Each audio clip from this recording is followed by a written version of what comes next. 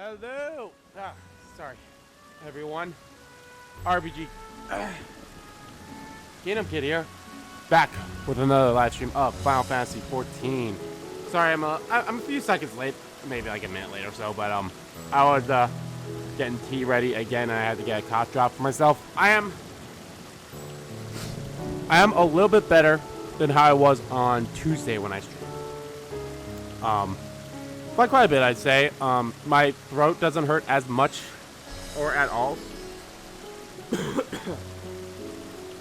I do have a cough right there, as you guys could hear. But I still feel fine. My throat is a little sore. Or not my throat. My nose is runny and it's annoying as fuck. But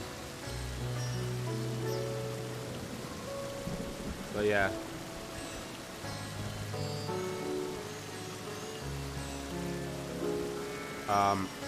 But I feel much better.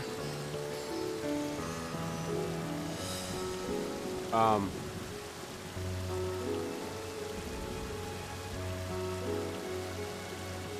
by much though. Like I said, I'm slowly getting better. So hopefully by next Tuesday, I should be hopefully at 100%, and that'd be great. So yeah. But anyway, guys, as you all know, I live stream on Tuesdays, Thursdays, and Saturdays at 10 a.m. Central Standard Time. Currently, guys, I will be streaming Final Fantasy 14 until I am done with the expansion, which we are fairly close to. We have 46 missions left. We could be very well wrap this up by next Saturday. So yeah. And of course, guys, I release videos every single day at 11 a.m. and 1 p.m. Central Standard Time, or at 8 a.m. and 2 p.m. if it's a day that I'm streaming. Currently, guys, we have Shin Megami Tensei 5 coming out in the earlier slot. I'm having a blast in that game. You guys can't tell, like, by the marathons of side questing videos that have been coming out recently. But don't worry. We'll be going back to the story shortly in that. And, of course, guys, and in the later video is Pokemon Shining Pearl, which I'm having fun in. I don't care what, like, I understand, like, the problems of it. And I know I'm part of the problem as well, but, yeah, but I'm still having fun in it. So yeah. And just as a heads up, guys, I know I've mentioned this on Tuesday. I mentioned this last Saturday as well. I will not be streaming on Saturday, this upcoming Saturday, and there will be no videos coming out that day either because it is Christmas. So go enjoy itself, guys. I will be back on streaming on Tuesday, December 28th. Is it 28th? Yep, 20th. All right. Let's head on back to the first. Return to the Crystallium. Take this, Andy. My spirit vessel. Huh? Empty now, of course, but it should allow you to operate the tower systems in the Umbilicus. If even the smallest fragments of Elizabeth's essence remains, it should be possible to locate it. As for access to Umbilicus, pray seek out Lynn for assistance. Lena, for assistance. Chances are she still stands watch at the Ancestor Gate. Should she or anyone else ask after me, tell them I'm living my life to the fullest. That I'm happy, hardships, and all. Well, we had best be on our respective ways. God's willing, we will see each other again ere long. Yeah!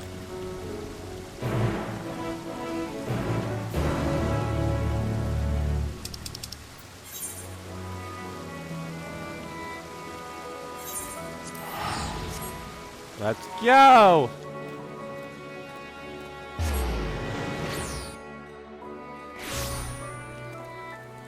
Ah.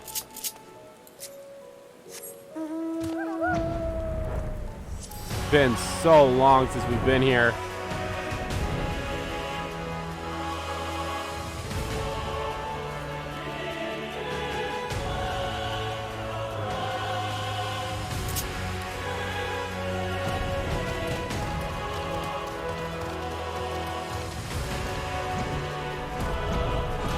What's up? How you been? Andy, you are returned.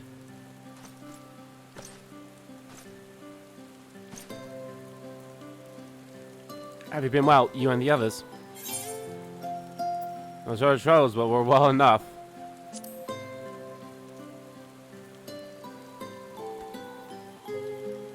Then things are much the same for you as they were here.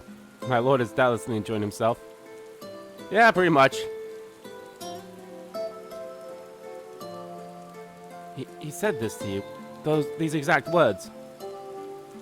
To know that he's happy, it fills my heart with joy.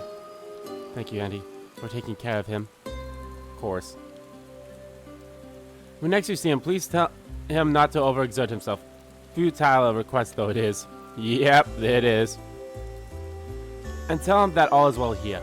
The peace you gifted us continues, and we work hard to build new lives for ourselves.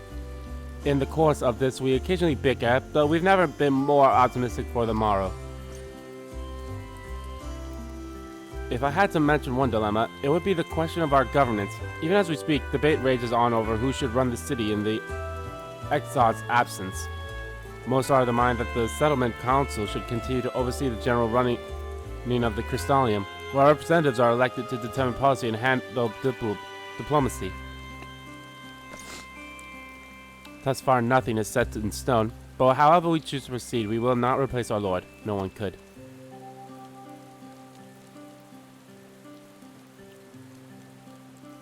So, I have a request. Have you recently observed any unusual phenomenon? Have we? No, I cannot say there have been. Curious that you should ask me this question, though. Some days ago, Ryan came and asked the very same. She was rather unsettled, in stark contrast to how cheerful she has been of late. Where's Ryan? She and other Crystallium youths just hosted a festival, you see. Proved so popular that there are already plans for another celebration, one much bigger than the first. Between her preparations for the festival and the restoration of the empty, she struck me as happy and full of life. So when I saw her in a state of such worry, I couldn't help but feel worried in turn, especially since she wouldn't let me tell me what troubled her. Yeah, make sure you finish that whole stuff with Eden. It's really great. It's good stuff too. Dare say she would be more willing to confide in you. I ask you to broach the subject with her.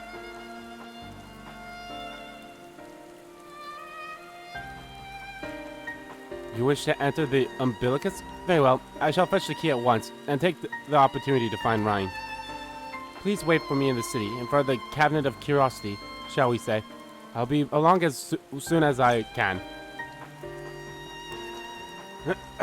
If I can fucking talk!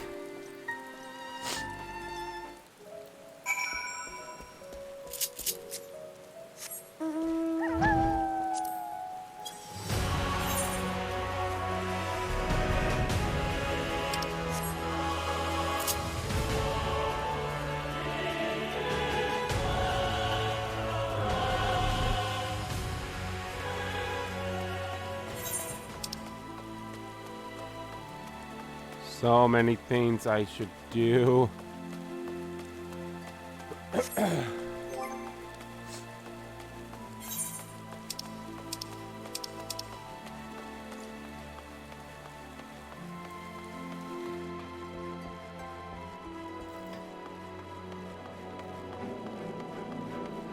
Yeah, so obviously Warrior is my tank.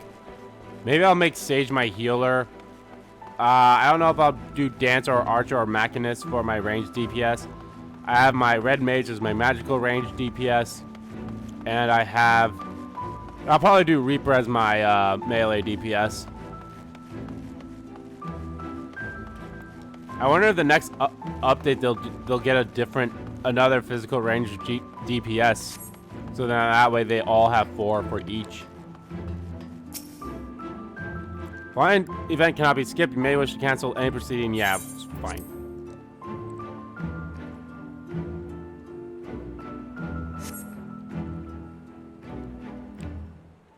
So you probably can't even skip this cutscene, can you? Nope, you cannot.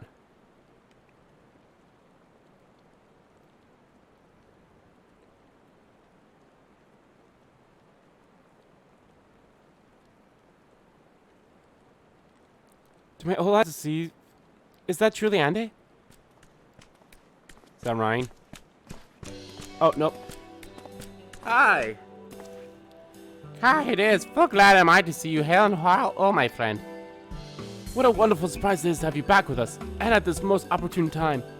In case you haven't heard, we are planning to proceed produce a tome chronicling events from the flood to the knight's return. For this project, we intend to draw upon records kept by the world's people. Historical and contemporary first-hand accounts will be the centerpiece of the tome, but yours would be the one to crown them all. I've been asked to contribute a chapter on the soul, a subject that is key to understanding much of your endeavors. In the course of developing the spirit vessel, I gained valuable insight into travel beyond the rift, knowledge that will allow me to assist to your extenses and deeds. Yeah. There's no answer to the questions I would ask you, but if you could indulge me just one for now. In your quest to restore the light, you faced many a formidable foe. Among them, who offered the greatest struggle? Titania, driven mad by light and loneliness. Valtteri and his misguided self-righteousness. Hades, who bore the burden of his people. This may come as a surprise, but oh my god. In terms of actual fights, it was fucking Titania, because oh my god, do you guys remember how many times it took me to finally do that? Even still, like, I got into that on a roulette daily, and it took a while too. I'm like, fuck. God, do I want Titania or Hades?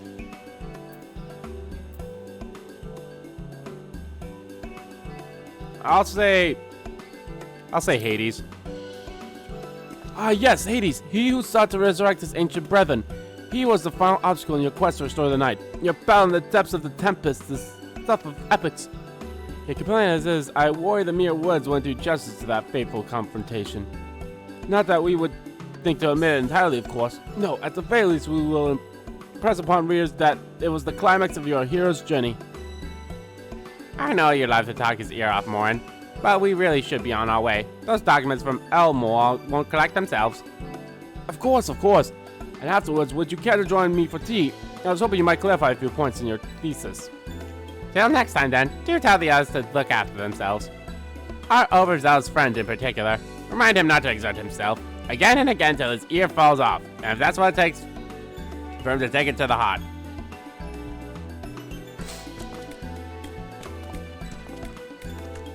This is just gonna be a cutscene of seeing people that we've saw in previous, or in this previous expansion of Shadowbringers. Is that the Warrior of Darkness? Ah! It's him! It's really him! What are you doing here?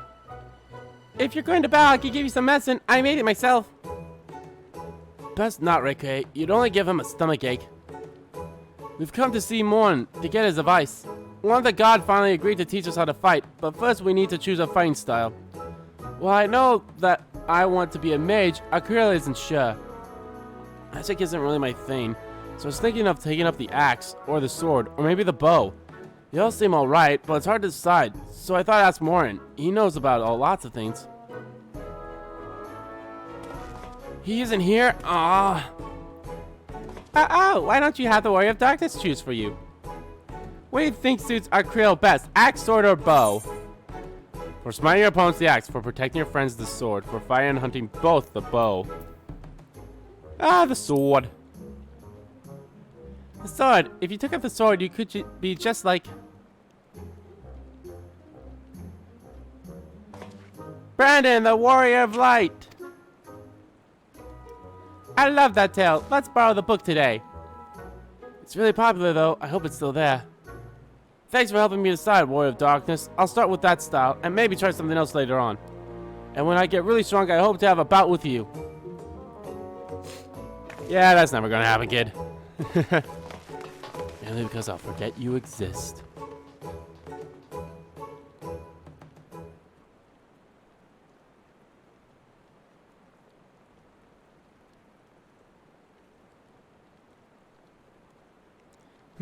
Such fun he's been having passing in the aberration of musty-old bookworms and wide-eyed younglings, but does he spare thought for me? Of course not. Eh? I wait and wait and wait, but he won't so much as acknowledge the presence of his beautiful branch, even though they're right here. Such a heartless thing our sapling is. Cold and cruel and heartless. I knew it! It's my little fairy friend! Fully, I need you. Oh, faithful Filio, loveliest of branches, how I've missed you. Don't you have more oh yeah, I'm doing this. Of course. If you truly missed me, you would have cried for me at the top of your lungs the instant you arrived. To make up for it, you will call with twice the passion next time. Though for there to be a next time, you've some few struggles to overcome. So, my adorable sapling, the world is on the verge of destruction, is it? Yeah. How do I know this? Joined as we are, spying on you is as simple as sliding down the back of a rainbow. Would that I could aid you in your quest, but the fate of we Fae folk is bound to that of the star. Whether it goes or to do we follow, such is our way. The most I can do for you is spare you the pain by gifting you the sweetest of eternal dreams. But if escape's not your liking, then you must struggle with your fellow mortals. Yep. Ah, but here are the ones you were waiting for. I wonder what manner of conclusion awaits at tale's end. I actually missed that very. Hey! Where's Gaia? My apologies for the delay.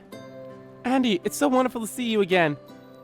You doubtlessly have much catching up to do, so I shall leave you to it. I have taken the liberty of unlocking the umbilicus, and you may enter at your leisure.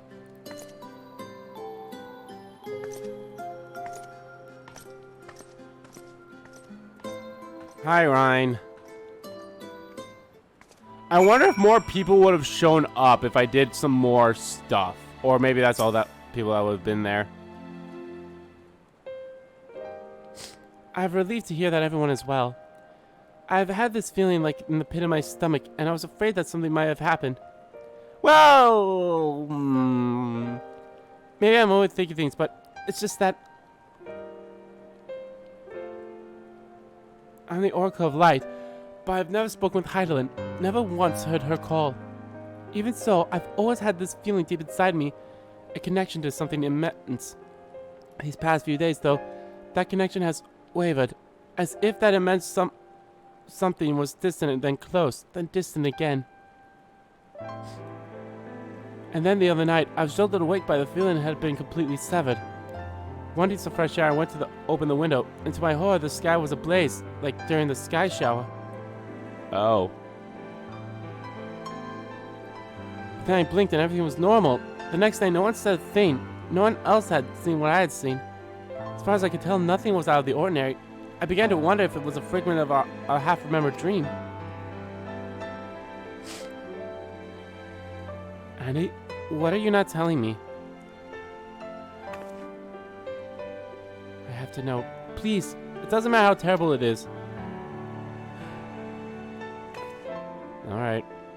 The final days are upon us.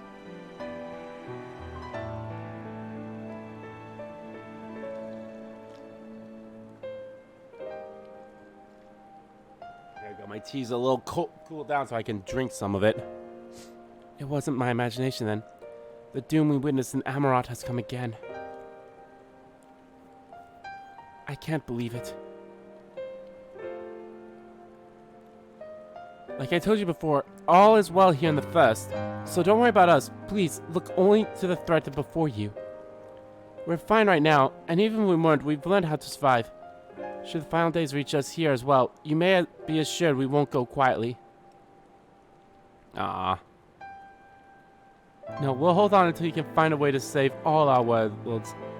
So long as you continue your fight, so too will we. United in purpose beneath the blazing sky. Aww.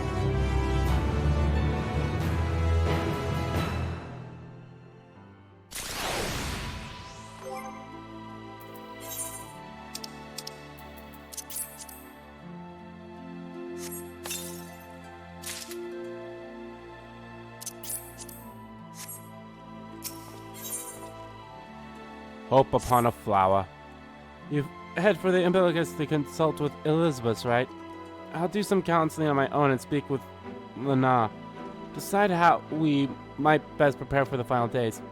So it's farewell for now, but we'll see each other again. I'm certain of it. Where is Gaia? I thought I'd see Gaia.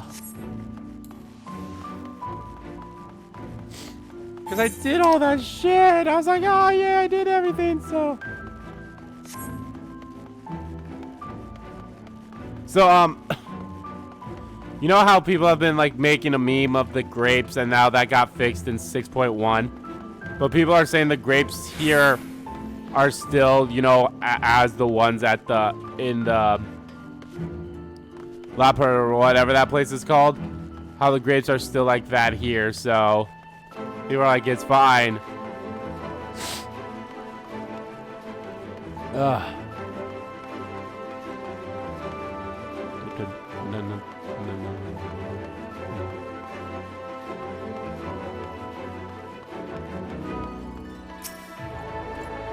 Ah, Master Andy, welcome back. Cat has told me all. Give the world and I will show you to the oracle. Show you the oracle. Alright, little bit, you fucking bitch.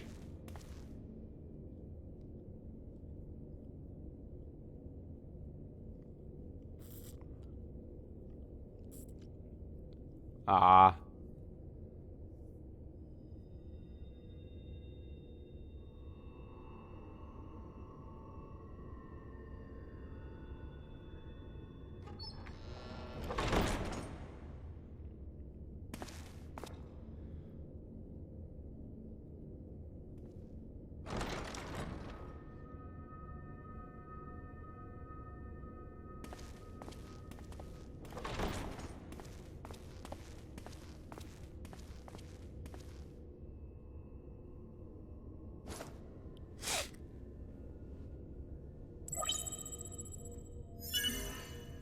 Biometric authentication complete. Please state your business.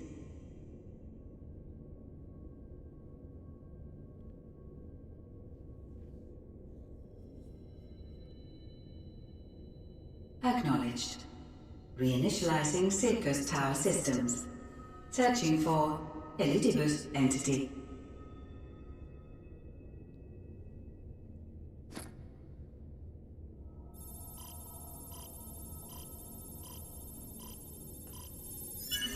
Target located in subterranean core power accumulator.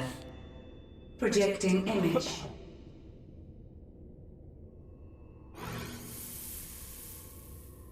My home. My friends. No more than a dream. Oh.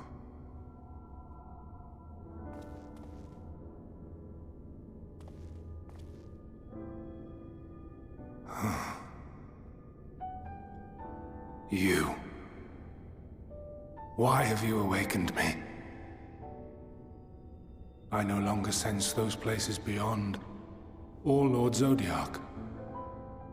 You must explain all.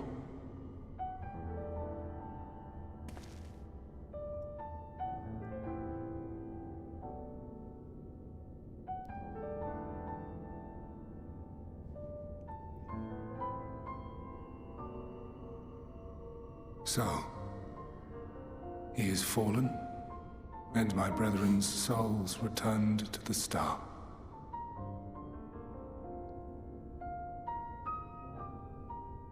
The doom we sacrificed so much to prevent is come again. Old burdens now yours to bear. But if this is Fandaniel's design, then I, as Elpis, have a duty to fulfill. And what's that duty?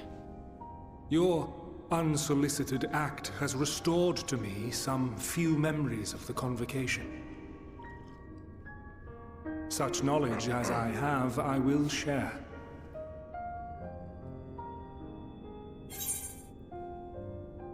Thank you. I do this not for you. I merely perform my duty, as I have ever done. Where to begin? Ah, the end. Your understanding of what caused the final days That's a little bit of an oxymoron. Where to begin? Ah, yes, let's begin at the end. Wait, what? The decay first took root where the currents were weakest. Yes, a conclusion drawn by him. Fandaniel. Not the him of here and now, but as I knew him. Long, long ago. Having shed light upon the phenomenon, he dedicated himself to devising a countermeasure. Were it not for his knowledge of the Celestial, we would never have made the connection, and thence forestalled the final days. And though he inherited that noble soul, how different this last incarnation, so consumed by self-loathing and hate.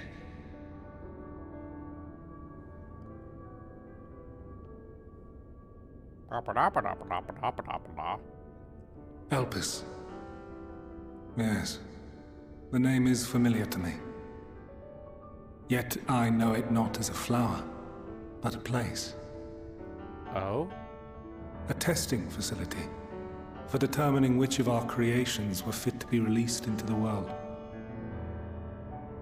Many worked there, and before joining the convocation and assuming the title of Fandaniel, he was their chief. He was Hermes. Hermes.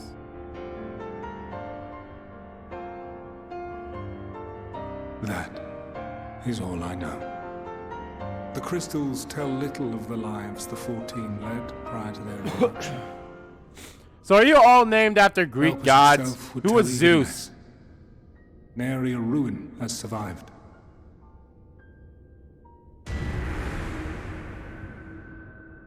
Wait. I saw you there. In Elpis. Wait, what? No. I did not. But I did. I did. Did. A lingering trace of impossibility. And a truth that fills my heart.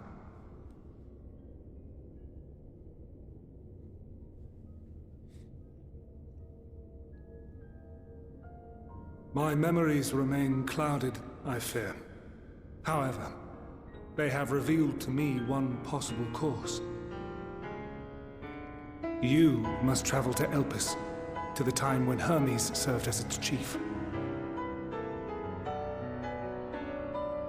In glimpsing the Exarch's memories, not only did I make his summoning magic mine own, I also mastered the workings of this tower, which, having absorbed my empowered essence, now harbors an abundance of energy.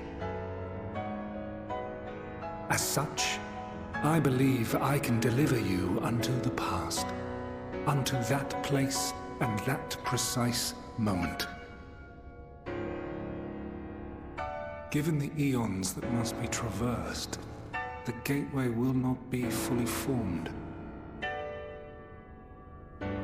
Your form will be less tangible still than those warriors of light I had summoned. In all likelihood, none will be able to see or hear you. Yet even should you manage to interact with others, you will be unable to effect meaningful change. I mean, that's fine, I suppose. For the reality you wish to save, the reality to which you must return, exists as a result of the final days. You cannot reshape the past to undo the tragedies of the present. Cannot unmake the sorrow and suffering fated to come. In full knowledge of this, will you still entrust your life to your foe and make the journey? Yeah, might as well. Very well. I shall cast you unto the river of time. Let this be my final act. You must input the commands. I no longer have the authority. First, you must reconfigure the systems. that the tower's ether may be channeled for the magic.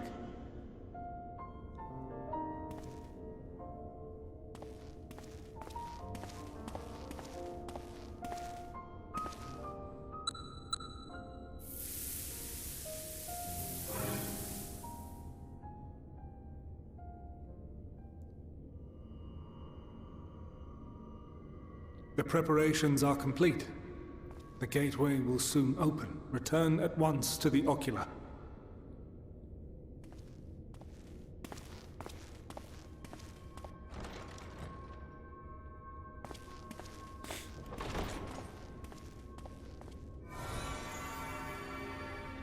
All appears to be in order. The ether flows unimpeded. The magic should consume every last mote of my essence. Why are you surprised? Did I not say that this will be my final act? I mean, yeah. Lord Zodiac is no more. There is nothing for me here. The ones I love and long to see again are waiting in that promised land, beyond memory and dream.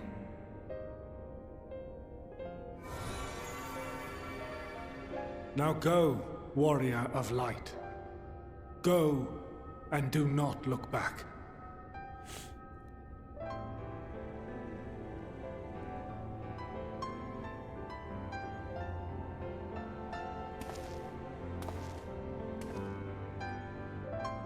Well, Heidelin, I take my leave of you. Yours is the mantle of the last of us.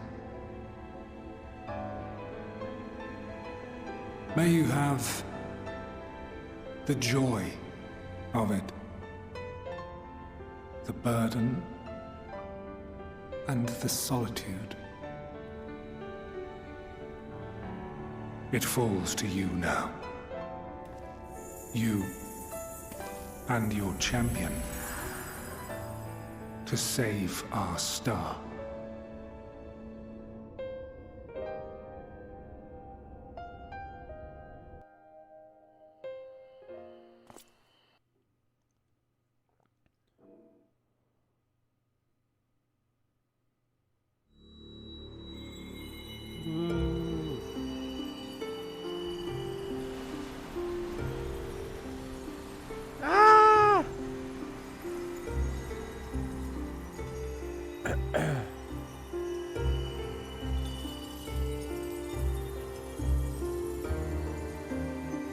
If I could turn back time.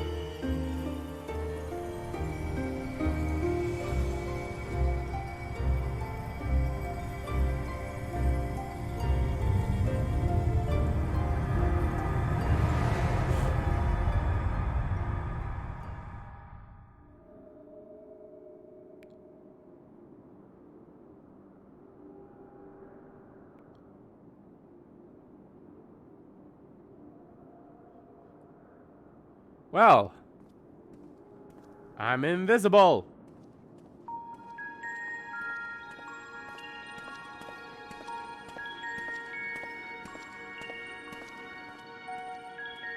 Look at these tall boys. Or are they normal sized boys?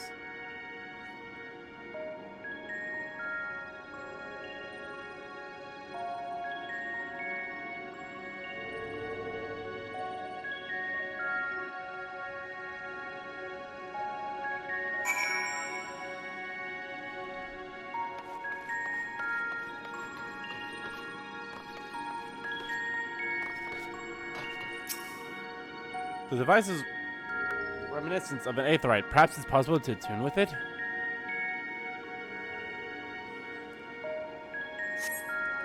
Despite attempting to channel and focus your energies, you fail to attune with the device. You can only assume it operates differently.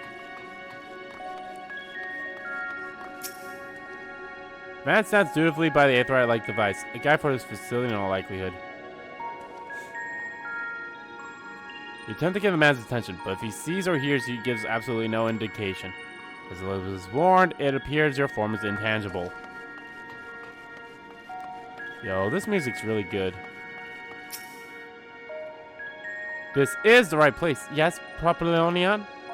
Judging by Woman's Woods, this facility is called Propylonion. You attempt to gently prod the woman to attract her attention, but feel nothing, and it seems neither does she.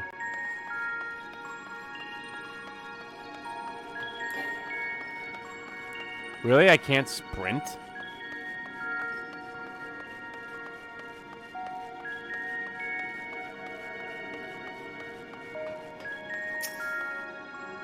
The remarkable large man wears a black robe and a half mask, much like the phantom you encountered in Mamata and the recreated Amarat. Would seem you have made it to your destination.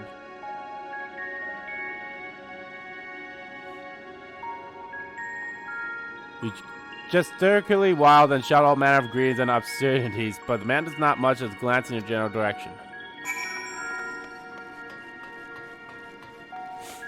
Oh boy.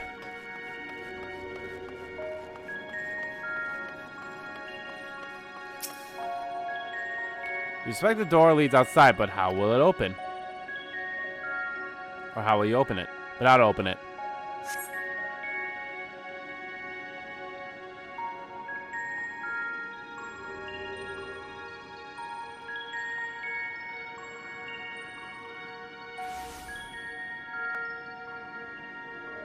And here we are, Elpis. Well, well, how rare to receive you in person.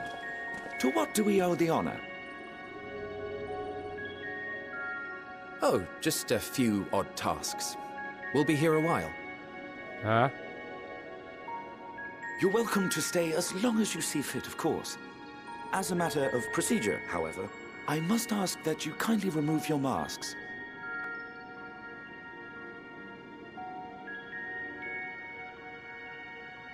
Come now. Is this truly necessary? Surely you can tell who we are. Is that Emmett? Who you are, perhaps, but I am far less infamous. Regardless, if we do not follow protocol, 'tis our hosts who would be held accountable. So, please, do favor us with your handsome face.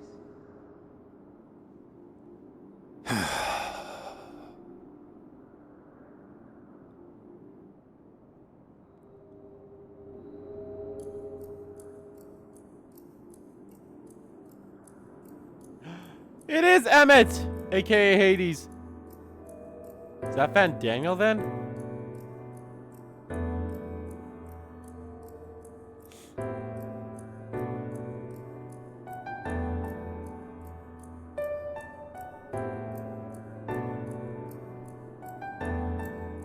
Satisfied?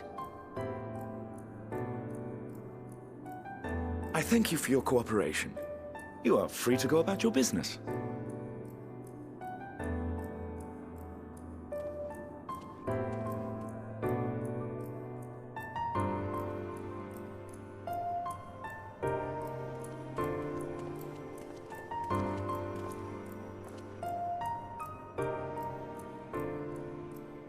By the by, you see it too, yes? Huh? Are they talking to me? I haven't the foggiest what you're talking about. That's odd. Or is that a little bus? It's right here. A bit thin in the ether, but there's no mistaking it. The color of its soul is almost identical to Azem's. Or is this our friend? Do you suppose he created it? Rather unusual for a familiar to have a soul, though. Is this our friend that we always meet? Don't ask me. All I know is that it's trouble. Doubly so if it's his spitting image. So let's leave it be. Come now. No, take me with you. Let me ride on your shoulders.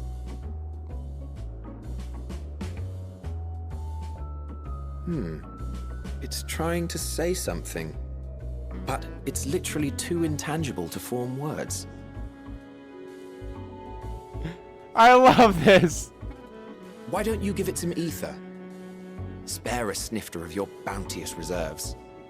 Yeah, come on, Hades. Come on, Emmett. Who do you take me for? Why, a dear friend, of course. One who wouldn't let acts of kindness, such as my accompanying him on errands to far-flung outposts, go unrewarded.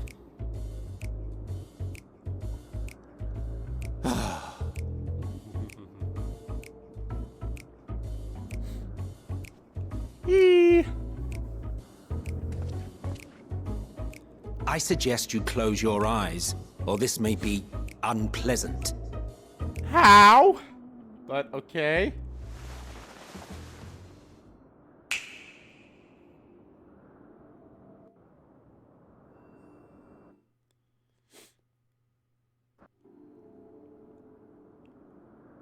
You may open your eyes. Thank you. Hey!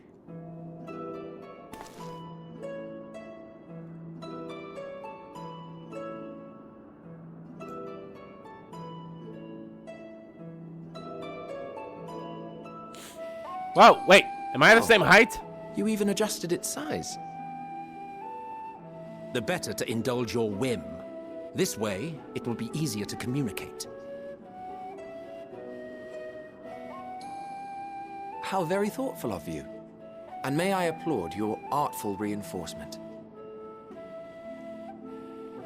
Without further ado then. Greetings. I am Hythlodaeus, Chief of It the is Bureau our of the friend! Architect. It is our friend! Sulking beside me is the most honorable Emmett Selk of the Convocation of Four. Yeah, fuck you, Emmett! And how might we address you, my new friend?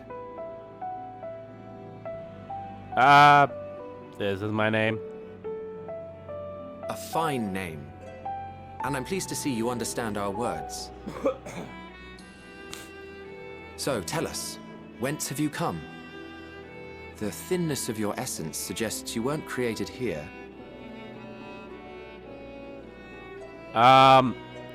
It's a long story. You do not know? Or cannot say? Allow me to ask a different question then. What brings you here?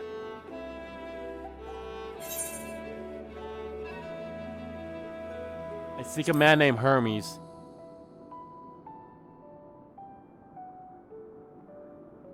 Well now, the same as us.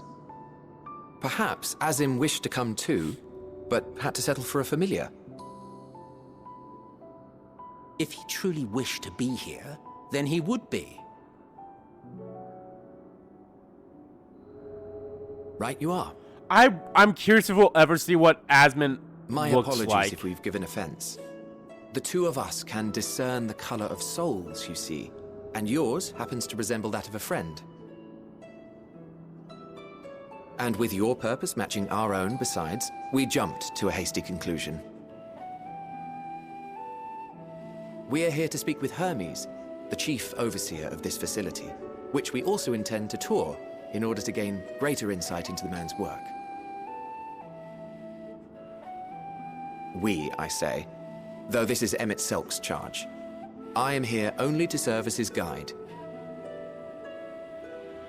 And I should be happy to serve as yours as well, by way of an apology for the misunderstanding.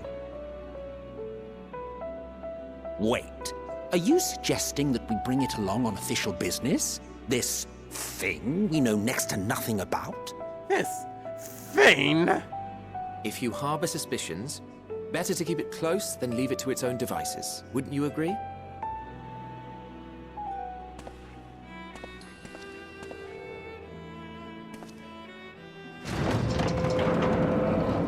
Besides, having a mysterious life form in tow is the norm rather than the exception here.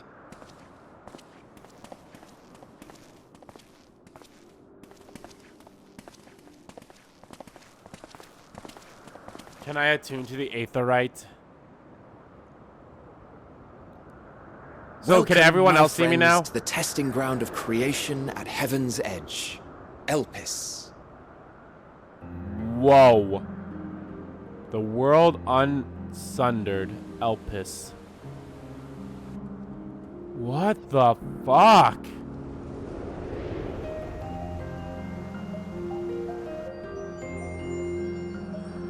Is that Heidelin? This presence. That's Heidelin. Actual waffles! I know it's not the actual things, but still. Hermes! Visitors! We have visitors! Oh, I thought you were Hermes.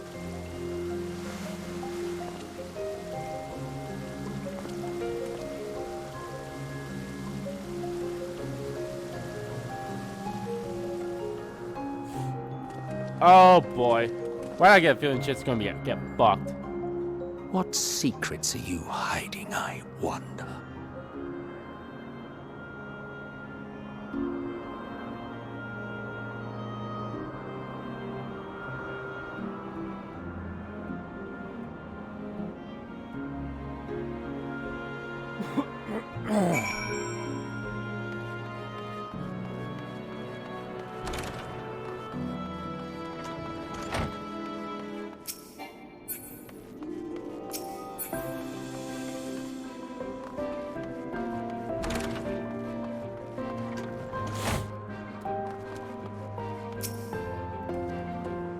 This is hardly my first time here, but the scenery never fails to take my breath away. Why, it feels as if you could reach out and touch the heavens. Now then, to begin our guided tour. Perhaps you already know these things, but for the sake of thoroughness, I shall start with the basics. Using concepts give shape to Aether, creation magic allows us to bring forth anything we desire, but in inanimate objects or living beings. Anyone may conceive or concepts, but they must all undergo evaluations at the Bureau of Architect. As part of this process, living beings are certain arcane talents may be sent here to Alpis for in-depth observation and study. As fascinating facility, isn't it? I dare say you will enjoy touring with us.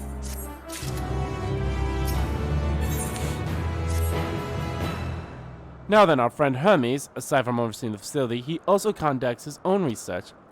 Chances are we will find the man observing the main observation hub, so let's seek him out there first. Tried as you are, however, you stand out a little too much. Our dear Emmett Schlecht wishes to keep a low profile for his errand, so... Do you know how to make a robe? The basic concept will do. No, in that case, Emmett Schlecht...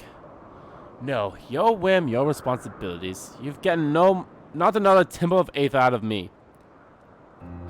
The way he scrimps sometimes, you'd think he wasn't a bottomless font of magic. Very well, I shall make the robe, but perhaps you can assist. Come, let us search for the requested material.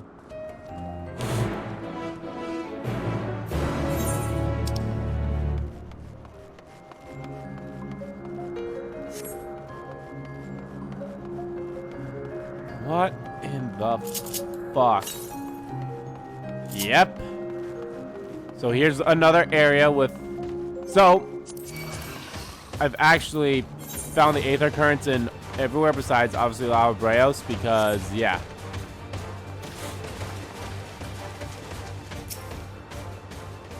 Yes, these creatures should suffice. An etheric robe. I want you to use it to capture, shall we say, 2 Petotolodium. There are 3 species here, I believe. Any 2 different kinds should serve. Now, I should mention that the strength of the rope is tied, no pun intended, to the strength of its user. As your Aether is still then compared to ours, you'll need to weaken the Petotolid first. Good luck.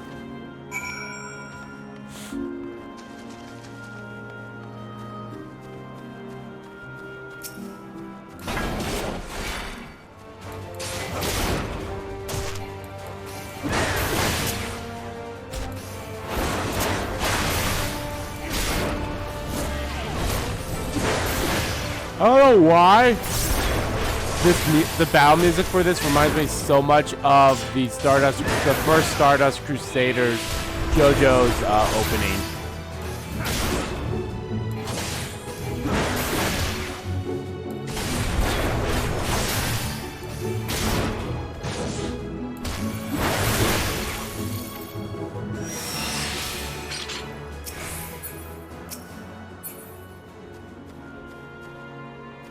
Oh, I'm just supposed to weaken them, not kill them. Oh, okay.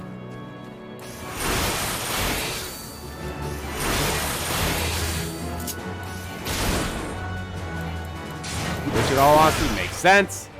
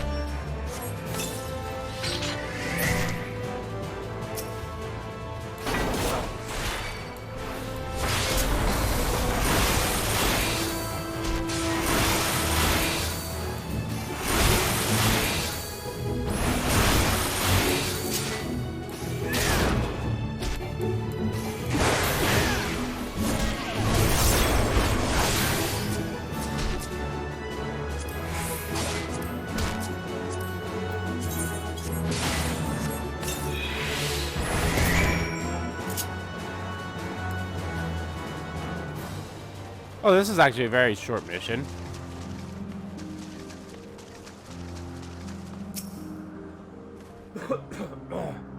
You've caught the petroleum. Come, let's see.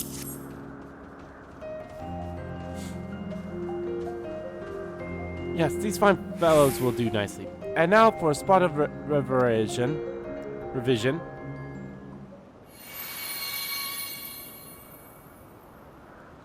There, it's ready.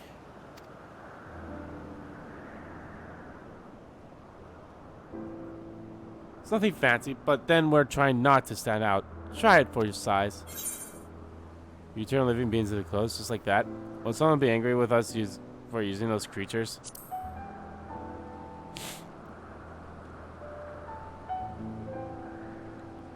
Oh, it's fine. There's no one around to tell us off. And besides, we can always make more. They only need a tiny amount of Aether. It may take some effort to get the form and composition right, but anyone familiar with the concept should be able to manage.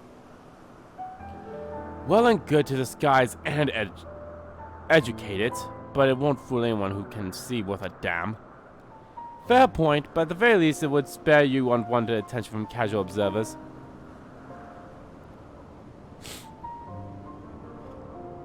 And Mr. Like speaks true. Even just like this, your unusual nature will be plain to those who think to look. Should someone question your presence, don't make up excuses, much less try to explain what you actually are. No, best simply say that you're a familiar. The question is, whose? Oh, of course, Azim's. If you say you belong to him, people will give you the benefit of the doubt for any and all outlandish behavior. Explain our associate's absence. For lack of his presence, absolutely. Were he here, he'd have been first to propose the idea, and you know it. I love these guys. With that, your story's settled. Let's continue with our errand.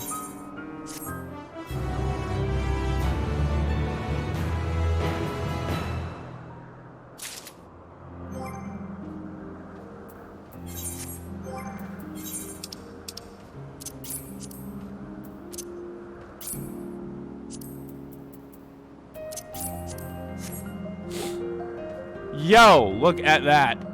Definitely would love to have that as a glamour. If you're ready, let's continue along the path to Honorius. This place serves as an observation hub and residence both. Someone there should be able to point us in the direction of Hermes.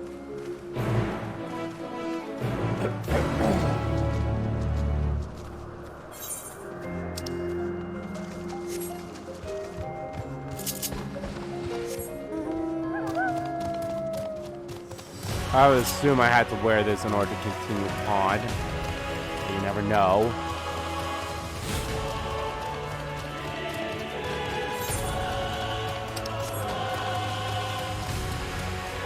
Man, I don't think I'm going to get a level up by the end of this stream.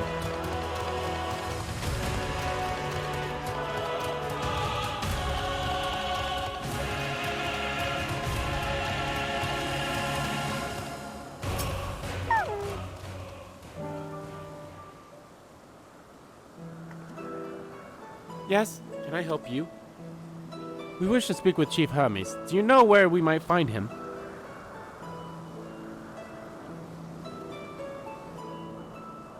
Well now, by your mask I assume you're one of the 14. I wasn't aware there was to be a visitation. Between you and us, it's something of a surprise. Your discretion in the matter would be appreciated. I see. My lips are sealed. The Chief should be out conducting observations as usual. His focus of late has been aquatic creatures, so I expect you'll find him at one of the pools here. The pools, you say? Many thanks, and apologies for disrupting your work. I say, Heatherdoliness, well, I've never met Hermes. You know him well, do you not? That being the case, can't you simply find him by his Aether? Aye, that I could. As you know, Emmett and I can discern the color of souls. By that same token, we can also see Aether quite keenly and from great distances. With this skill, I could readily locate Hermes, but I feel it would be a waste of an opportunity. We're here to perform an assessment, after all. By searching the ordinary way, we stand to gain insight in Alpis and the man in charge of it. This is as much for your own enjoyment like as not, but point taken. If you're going to accompany us, make yourself useful and help us look for Hermes. According to his profile, he has short dark hair. So you know, it's because we're in Elpis that we don't have our cowls up. A special exemption due to the need to be aware of dangerous creatures. That's where we do exhibit our individuality. It's unseemly. This is all common sense, but I would not assume you possess any. It's a rare treat indeed to be able to search for someone by their appearance, and I thank you for humoring me. Come, let's find our man.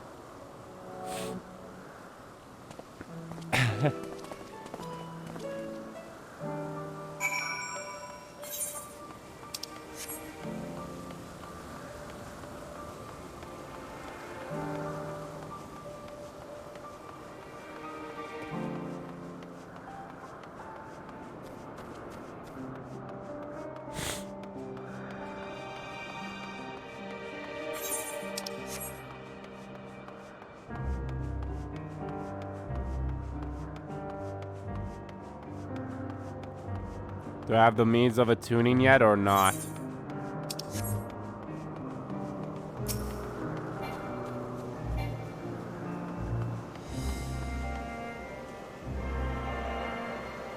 I was like, what do you mean I can't see the target?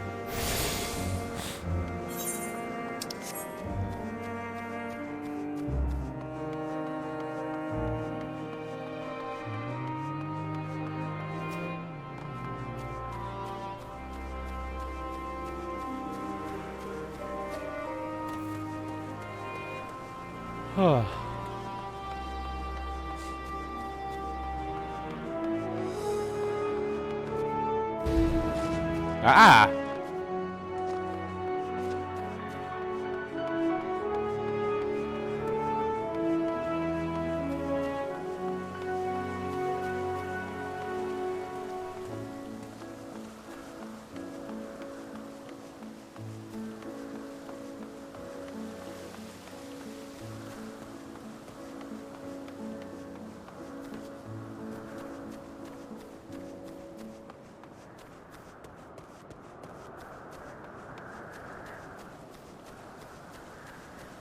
Bewinged girl.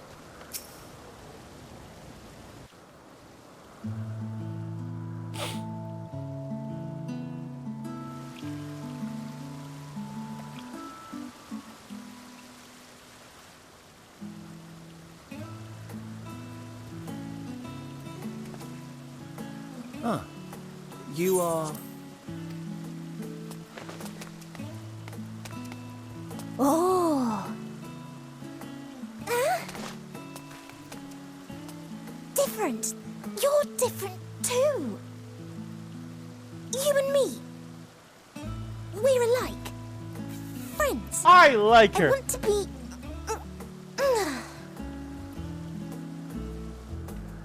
Wait. Please. Wait.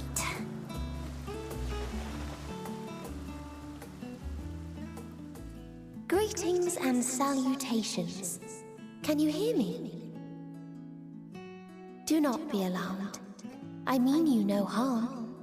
I wish only to hear your words, share your feelings, and know your thoughts. May we please be friends?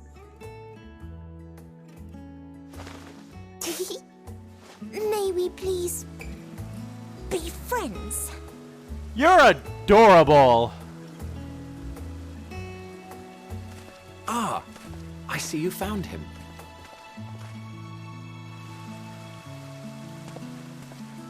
Hythlodaeus. It's been a while. Too long, I think. Too long indeed for close collaborators. On this blessed occasion, I bring not only myself, but others who long to speak with you.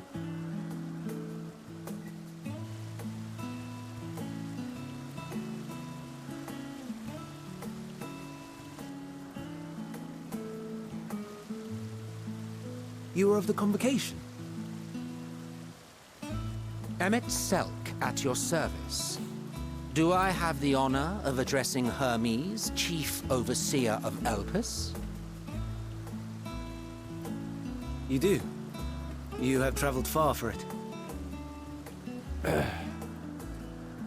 Given your facility's purpose, its remote location is something of a necessity. Would that I didn't have to rely upon a guide.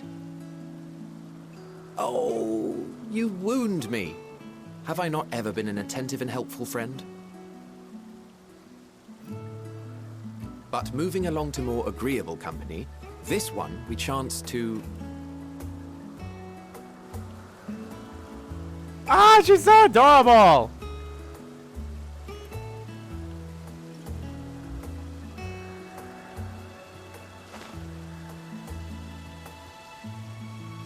Well, you certainly have her attention. Is she one of yours, Hermes?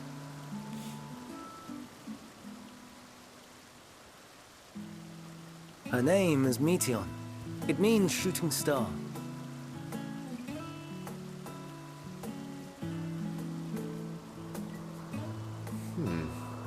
If I may make an observation, her ether is terribly thin. I fear she might dissipate at any moment. Nor do I believe you've made a submission to the Bureau. I would remember such a concept if you had. I haven't, as you say. I judged it too early. She's a pet project of mine, still undergoing preliminary testing. But rest assured that I will attend in person ere long. Very well. Being an authority on flying life forms, I appreciate that you are exacting in your work. I shall look forward to your submission. If we have finished with the perfunctory chit-chat, I would discuss official matters. By my coming, I trust you already anticipate the subject. I have an inkling, yes. Please wait to the main building yonder. I shall join you as soon as I've returned these creatures to their homes. What's wrong, Hermes? An amistoma is missing. Sorry, I got hungry and I ate one. I'm kidding. I may have found it. A creature with the self-same ether as those there, nestled in the boughs of a tree outside the grounds.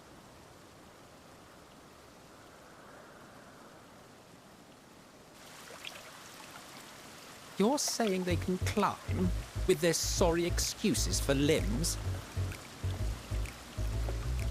The fashion has been to imbue aquatic creatures with the power of flight, ever since the words of Metron created a sky-swimming fish. The amistomas too can fly, if only slightly, and they could conceivably climb a tree. Whether they can come down safely, however... Excuse me.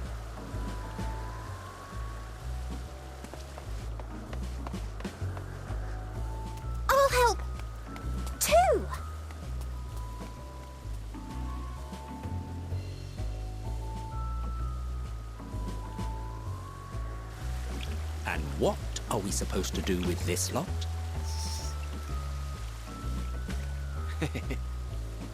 May I suggest we split up? If you would be so good as to assist Hermes, Emmett Selk and I shall keep an eye on these adorable creations in the meantime.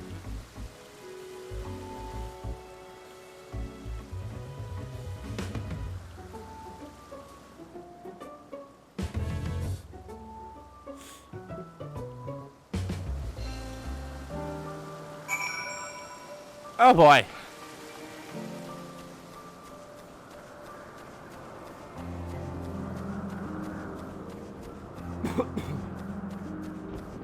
Ba-dum bump, ba-dum bump, ba-da-da-na-na, na-na-na-na-na, na-na-na-na-na-na-na-na.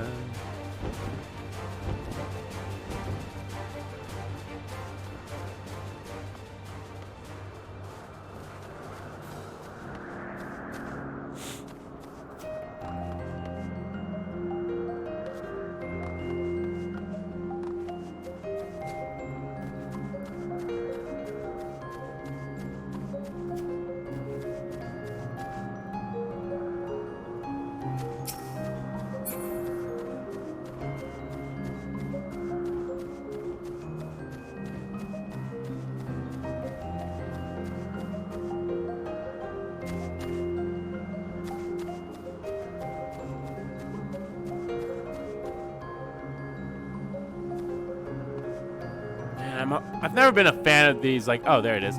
But I've never been a fan of these, you know, looking around for these area ones.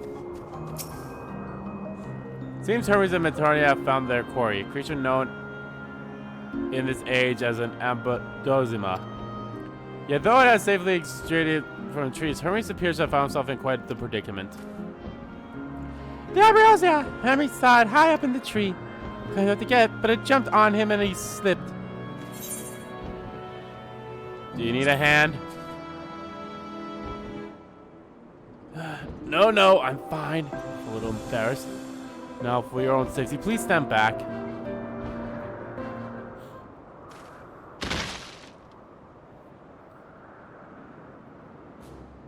Ugh.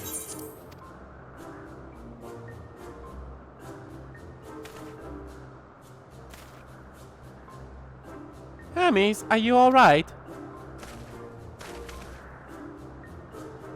Quite all right. Yes, my apologies for making you worry, Metarnia. Both you and Idol, you are called. Intriguing name.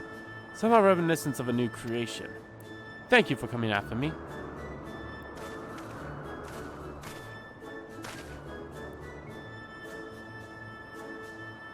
As for you, little one, you must be more careful. You may be able to fly, but it doesn't mean you cannot fall and hurt yourself. Oh no, I had forgotten all about its fellows!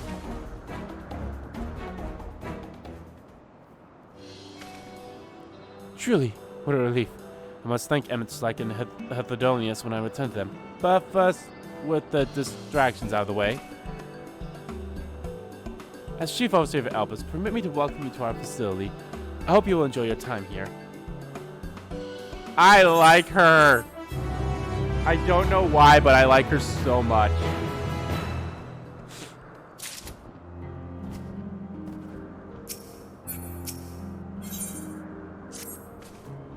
Well, we mustn't keep the others waiting. Let's return to Anagonorius.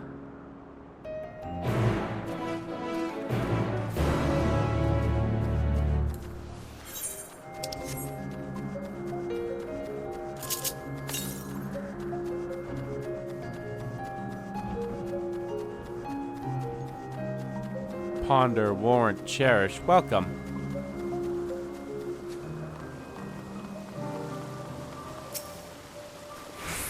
My apologies for the troubles.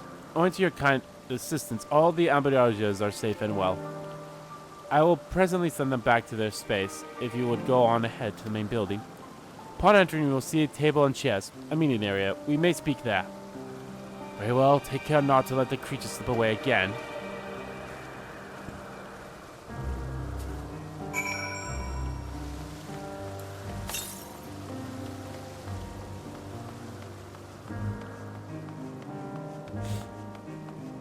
I want to at least get my first one of the Aether currents.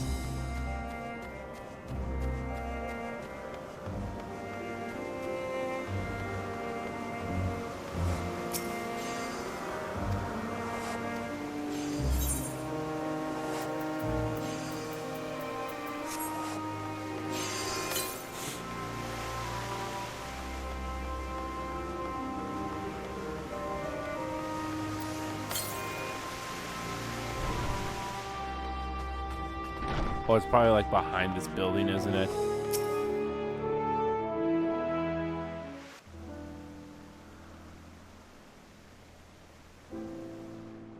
This appears to be the place.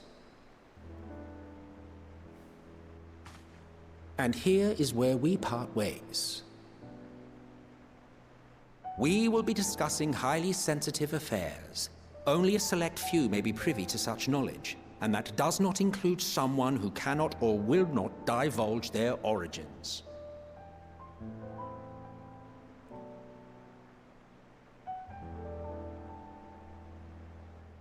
What? Will I have to remove you by force?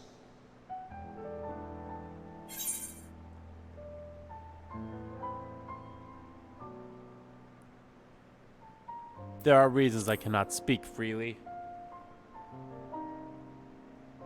Let's hear them then, these reasons of yours. Who knows? If I deem your mysterious cause worthy, I may even be inclined to offer my assistance. I do not object to his attendance. Hermes, this is highly irregular. Highly irregular. Perhaps. But I believe he can be trusted.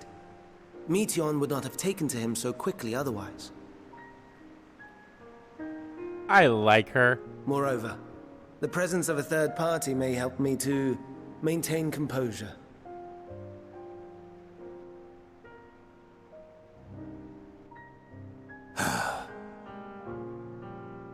As you wish, then. Behave yourself, do you hear? Yeah.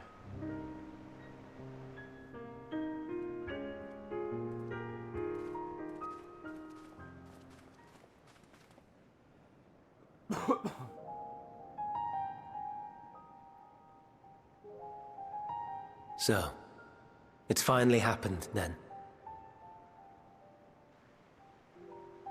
Aye. Van Daniels declared his intention to step down and named you as his preferred successor.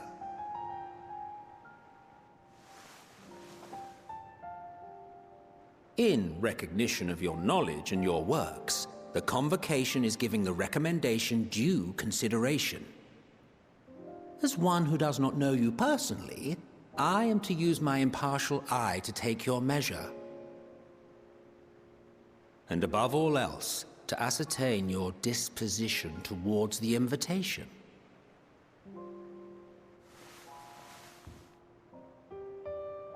I understand that you and Van Daniel are close. He himself was once chief overseer of Elpis, after all. I should not be surprised if you be right knew back. I'm gonna go before make myself anyone some tea. else that he wished to relinquish his office. I did. He told me that when he fulfilled his purpose, he wished to pass the torch to me. A torch you seem none too pleased to accept.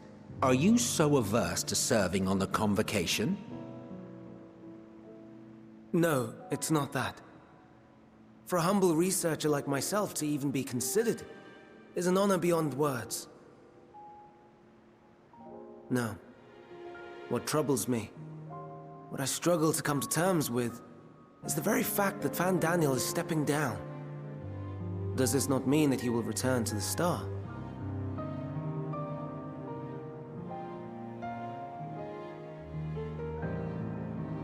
Of his own volition, yes, like so many others have before him.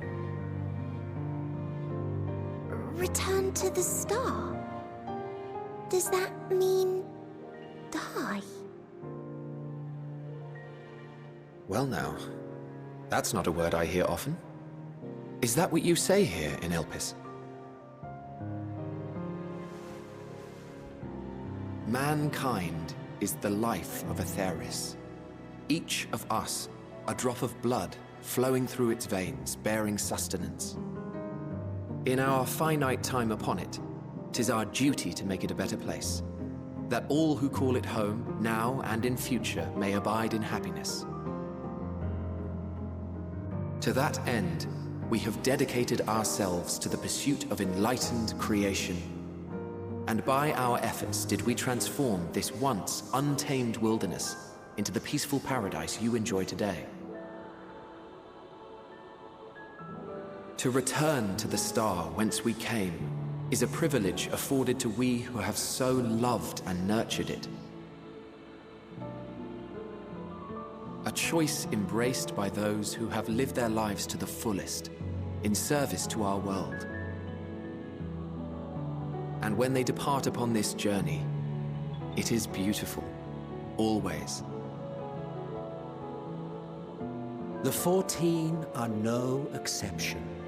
'Tis believed no occasion is more felicitous than the fulfillment of one's duty. Our office becomes our lives, and to retire is to return, or so the majority of us hold. Some few have elected to eschew custom.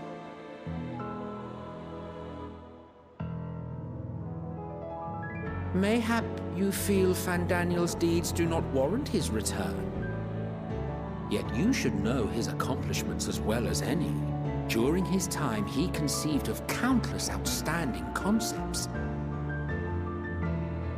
And channeling the wealth of experience he attained here in Elpis, he brought forth many new specimens. I know of all this. I do. It's just, I cannot fathom why someone so great and wise, who could still do so much good, would want to end it all.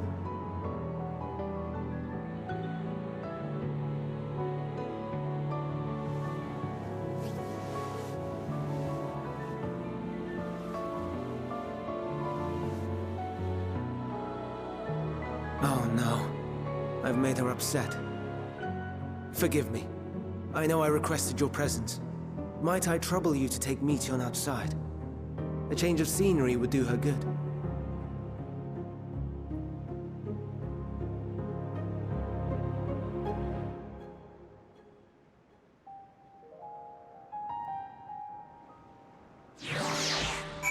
Came back at the perfect time. Aww. Poor little creature. I'm sorry, Andy. I didn't mean... Hey, walk. Perhaps we can go for a walk.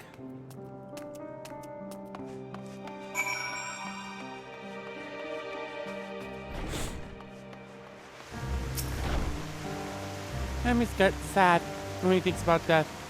When others are sad, I'm sad too. That's how I am. How he made me. But don't worry, I'm fine now. So, why did you come here? You want to learn about Elpis and Hermes? Ooh, teach you. I can teach you. We can take turns. I tell you something, then you tell me something. Sounds like fun. It will be. Where to start? Yes. Let's talk to Mimon. He should be near the Aetherite. I'm not good at explaining, but Mimon is. So I'll have him explain instead. Aw, I love this little creature.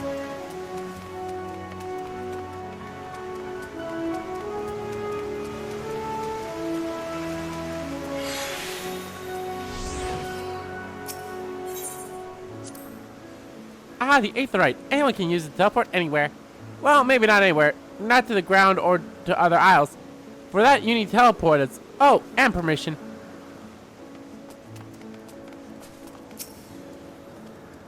And what have we here? Though you look like a person, you have the ears and tails of a beast. I assume you are familiar like Matron. Is there something you need? This is Andy. Can you teach him about Elpis? Newly acquired familiar, is he? Very well, I should be glad to introduce our fair facility to him. As you know, it is mankind's duty to make the star a better place. As part of this duty, we implore creation magitechs to bring forth new life. I'm actually quite curious then how this would have gone if my character was like a human or something else. However, we cannot simply release our works into the world, for it would lead to chaos. No, any and all life forms must undergo extensive testing to determine their fitness to exist. Testing which is conducted here in Elpis. Every candidate is subjected to rigorous study in which we identify their properties. Surmise what habitats might be suitable and subsequent as the effects they may on the environment and other species. Should it be judged a beneficial addition to the star, it will be allowed to take its place in this world. The two of you, too, were created with the hope of making the star a better place. So heed your masters well and be good, do you hear? We will, man, we will. Thanks for the lesson. You had a turn, now I get a turn. Where did you come from?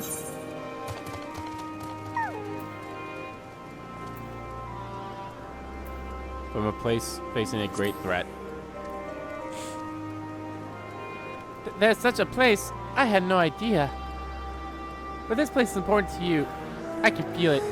Oh, my power. I haven't told you about it. A creation. Let's find a creation. One not being watched, then I'll explain my power.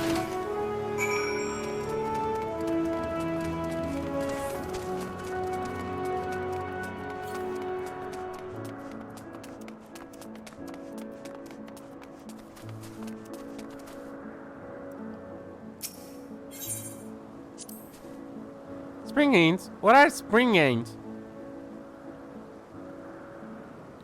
Oh no, we call them Oriel. If there's many, if it's just one, we say Ories. Though they're cute, they can be naughty. Sometimes they run off with concept crystals, and Hermes has to run after them.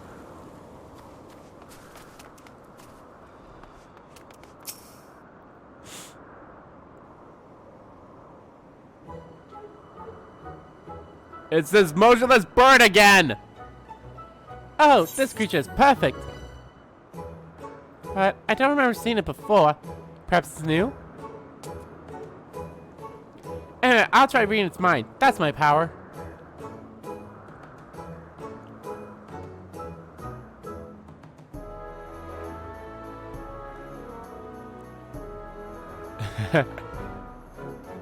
I remember this thing from Shadow Raiders.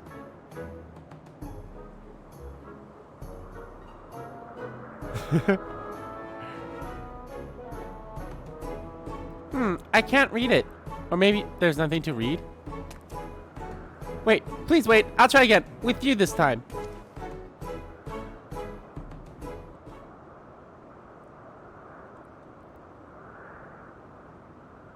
Greetings, can you hear me? This is my power. I can read emotions of those around me and project my emotions to others in return. I'm not actually speaking to you in your mind, rather you are converting my emotions to words and intention, process performed subconsciously by intelligent life forms. Oh, get fucked, bird. This ability is vital to my mission, for it allows me to interact with intelligent beings even should they communicate via unknown languages or other non-verbal means. As a consequence, I am clumsy at speaking. Yet, though I struggle to express myself in this fashion, Hermes wants me to speak as much as possible, for everyone has thoughts and feelings that they may wish to hide. I harbor an affection for you, one that is difficult to define. Aside from the fact that you share common traits with us, your thoughts are complex, prismatic. They draw me in and leave me wanting to know more. Out of respect for your privacy, I will refrain from using my power when speaking with you. Nevertheless, I want you to know that I wish to be your friend. Ah, I like her so much. Did you hear me? Good. Now it's my turn again. So, what are you good at? Fighting, crafting, gathering, playing. It's a secret. Fighting.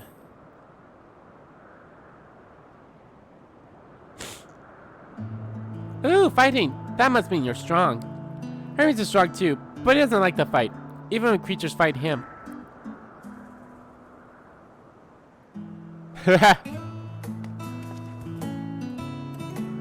This bird! I think we might be bothering it.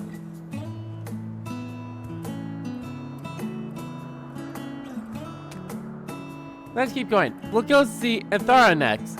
She's usually in a small building, one to the west row.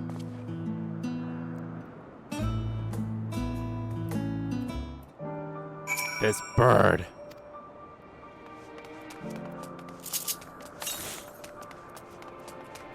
Bam, bam, no, man, man, no, man, man, man, no, no, man, man, man, no, no, no, no, no,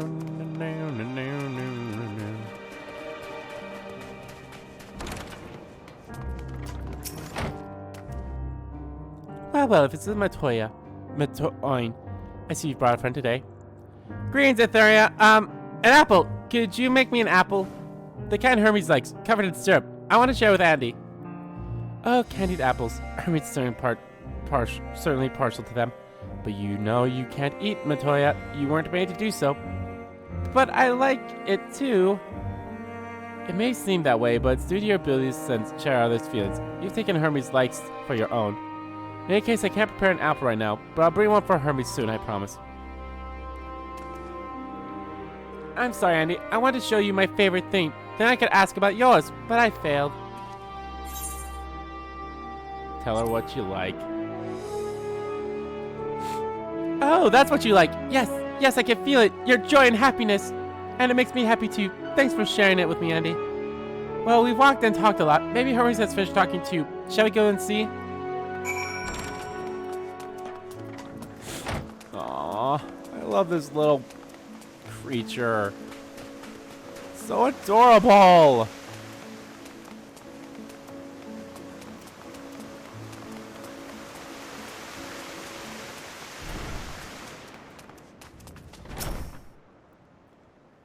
Yo, what up? There you are. I can see the fresh air has done Matoya good. Andy wanted to learn about you and Alpis, so I taught him. About this place, about my power, about your favorite food. I'm not sure if that last one will be of any use. But I do appreciate you keeping Matoya company. While you were away, I finished speaking with our guest. Finished? Hardly. You requested time to consider an invitation, so we have no choice but to occupy ourselves with an inspection of your work. My apologies. It has been decided that Elpis-Final Herthedonius will accompany me as I tend to my duties. If you wish to learn more, perhaps you would like to come too. I'm compelled to remind you that he is of no way associated with the convection. We simply chanced to meet at Popolonion. There's no guarantee that the matters we discuss will remain private. Do not mind. To see the joy his presence brings Matoya, I cannot imagine our mysterious friend harbors malicious intent. And he is kind. Really, truly. He taught me as much as I taught him. You're coming, of course, to watch Hermes? You're bound to learn lots and lots.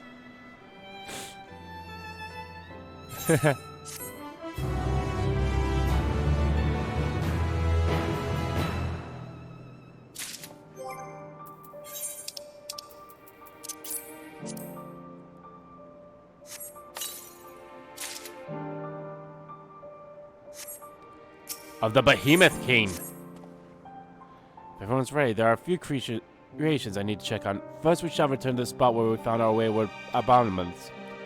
Have care when you step outside the hub. There may be more unruly creatures about.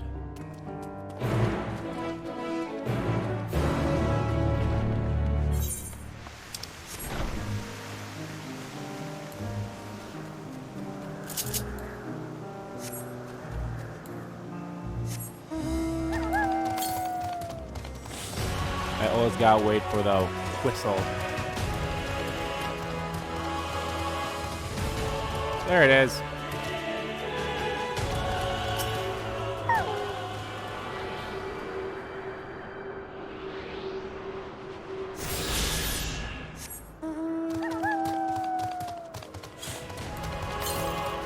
There we go. I got at least one of them.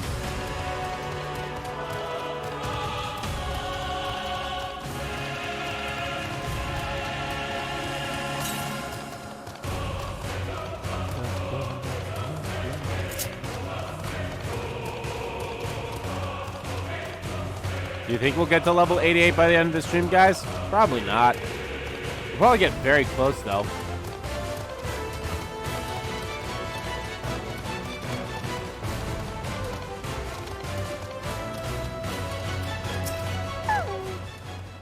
Here is a new species of Crystallium we recently set loose.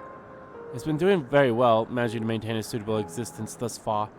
If it can see its observation period to the end without issue, we shall release it into the world. Tell me, do you know the difference between living beings and arcane entities? It is the presence of a soul, yet the soul isn't something you can choose to have at will. No, manifests only in those beings whose form adheres to the laws of creation, that can endure on their own. Beings that do not fulfill this requirement, such as those spontaneously born of magic or natural phenomenon, do not have souls. No matter how much it might resemble flora or fauna, if it lacks a soul, then it is considered an arcane entity. So you see, it is not for mankind to decide what is living. That domain lies beyond our manipulation, and it's hubris to assume otherwise. But come, let's head to the nearby beacon. I've received a report that arcane entities have gathered there.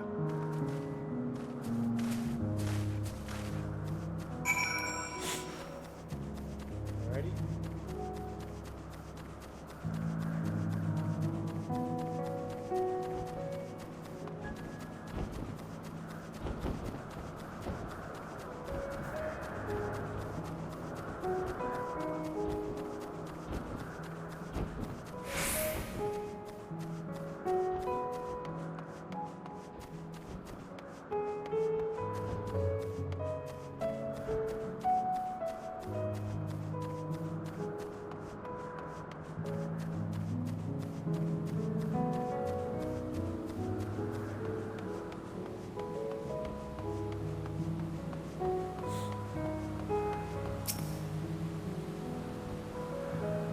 Ah, yes, lightning Fiuma, just as the report said. Although we call this structure a beacon due to its form, it is in fact a magical device. By manipulating the balance of elements, it keeps its isle aboard and maintains the climate thereof.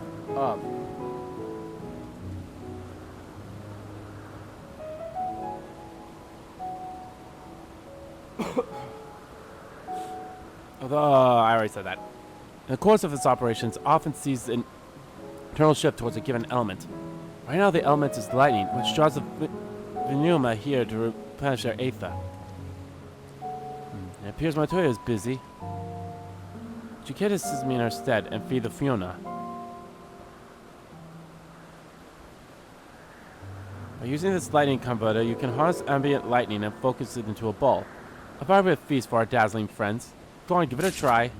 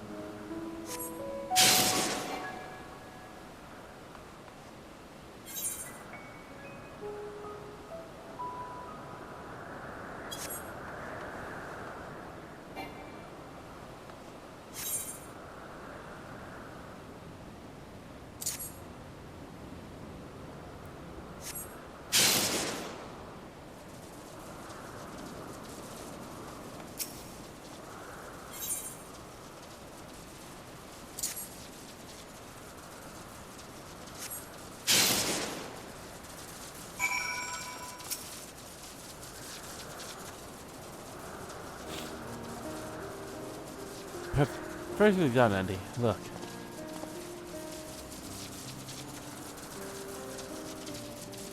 See how they gather to feed, how they express themselves through their actions despite their lack of words.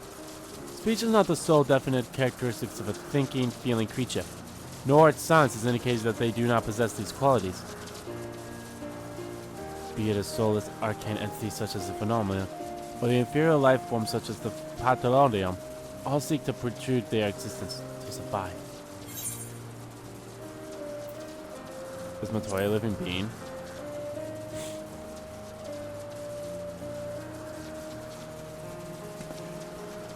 Good question. I can answer from a theoretical standpoint, but it ultimately fails at the Bureau of the Arceus to pass judgment. False. Those with exceptional vision, such as Hetholius, may be able to ascertain her true nature. But to me, it doesn't matter. She is herself, and that's all I need to know. Oh, you finished alright. I'm sorry. I was in that way. Not to worry, my dear. I missed nothing of note, and we still have plenty of work for them to observe. Next we'll head east to Morning Dew. Need to speak with some observers there.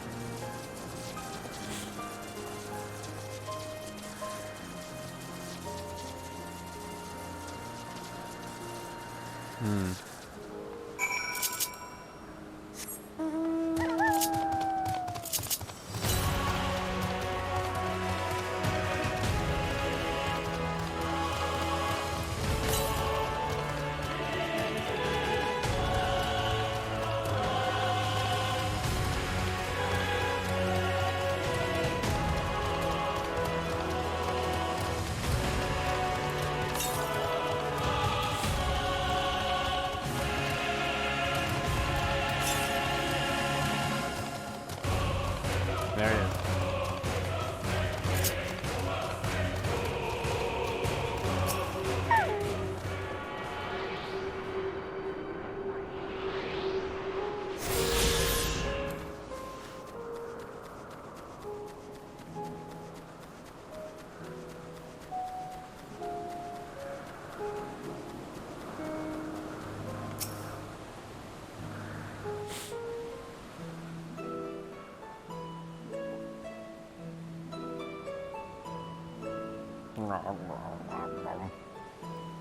Amazing, is it not? The Ampelos, one of our newest subjects.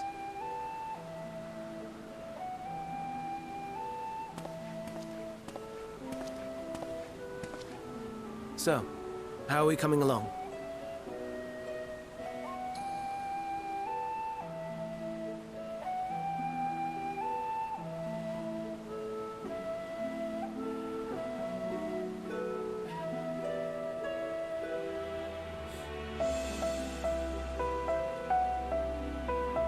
It's the flower.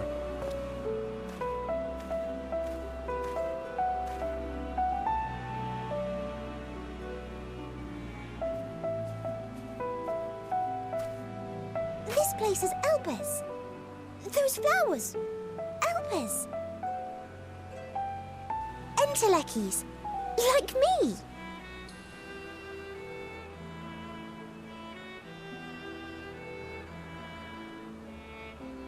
They are a product of Elpis, and so named for their birthplace. A happy accident, born of the hands of a former researcher who loved beautiful blossoms. Unique for how they change color, to reflect the emotional state of those nearby. Though be it here or elsewhere, they are seldom seen in any hue save purest white. Reflect the emotional state, you say? By what means do they achieve this? In creation, there exists an energy wholly apart from ether, one driven by emotions. In like manner to how we manipulate ether, this flower is subject to the influence of said energy.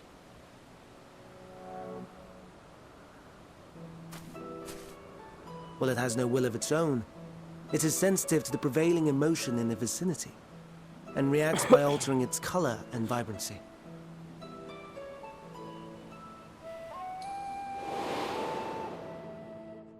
Akasha? It is one of the unseen energies defined by Harnish alchemical theory. Though a gross oversimplification, some describe it as an essence influenced by feeling.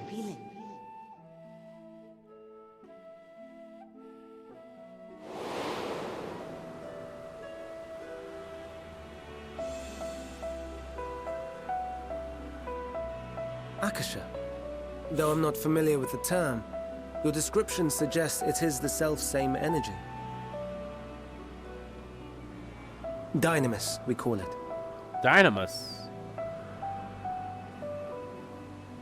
And those entities like the Elpis Flower that have the ability to interact with this energy, converting emotions into tangible phenomena, are Antelekis.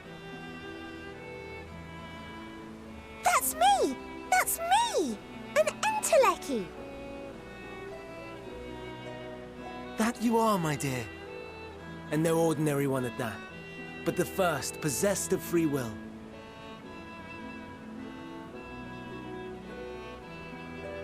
Wait. A form of energy other than ether? Dynamis? I've never heard of such a thing. Hardly surprising. Dynamis cannot be seen, much less felt. And though its existence has long been theorized, we had no proof until the flower's serendipitous creation. What's more, Dynamis is far weaker than ether. Under normal circumstances, its effects are drowned out by the latter. On account of which, beings comprised of and reliant upon the ether, like you and I, are unable to make practical use of Dynamis. 'Tis a truly esoteric thing, known to but a select few scholars. Intriguing. Then, given the limitations you described, why create Meteon?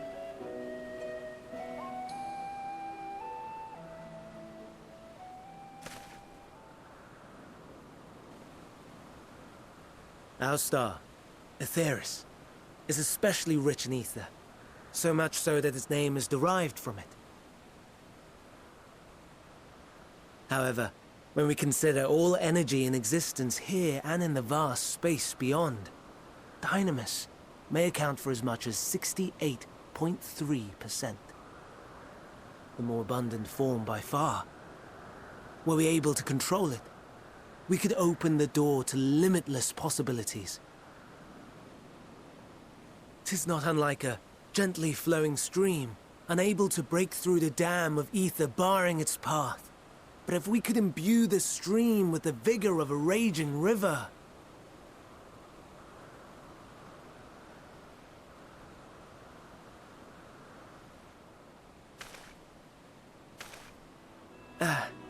Not that I have such grand ambitions. Nay. I merely wish to create a being that could traverse the great expanse. Oh, kind of like me in a way. The I'm a relative special case. scarcity of ether beyond the bounds of this star was a concern. And so, I looked to another source of energy by necessity.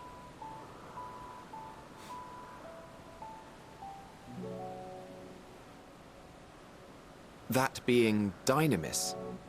No wonder her ether is so thin. Precisely. Yours is thin too. Like an Enteleki. Like me. So... are we the same? Entelekis. Who's to say? Sure, I don't see why I can't be one. Well, I have been known to transcend my limits with nothing but determination. If I'm thin, it's because I'm selected to do a proper job. Well, I have been known to transcend my limits by doing nothing but my determination. That sounds more akin to the desperate flailings of a wild beast when facing imminent death. A deficit of ether alone does not an Enteleki make. It would, however, make it easier for you to interact with Dynamis. And limited though its influence may be, this quality could prove the difference between victory and defeat. You do well not to underestimate it.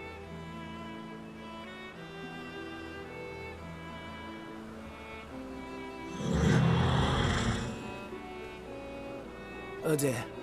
I'd forgotten about the poor fella. You must excuse me a moment while I go and verify a few more things.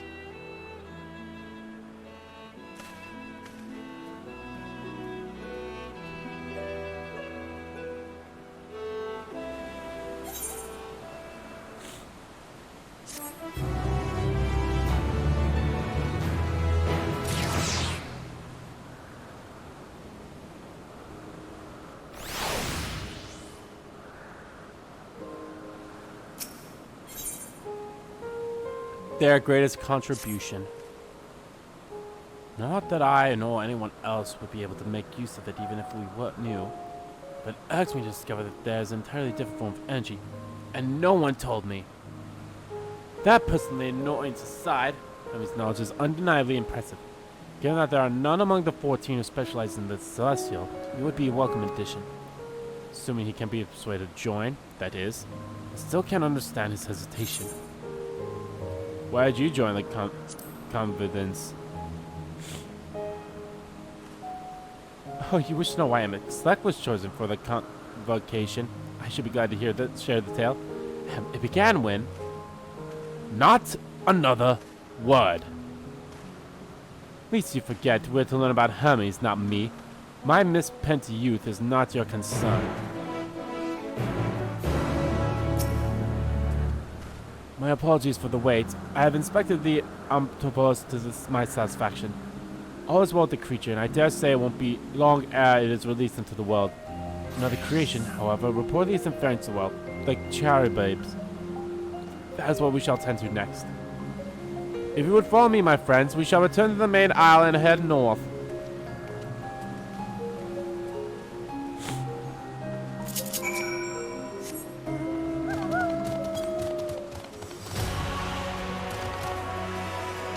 Damn, this person's been here for quite a while. There must be a long-ass movie that happens here.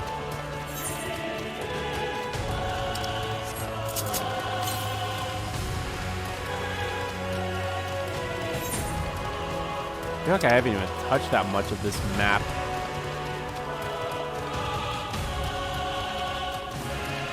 Oh, well, considering there's another place here.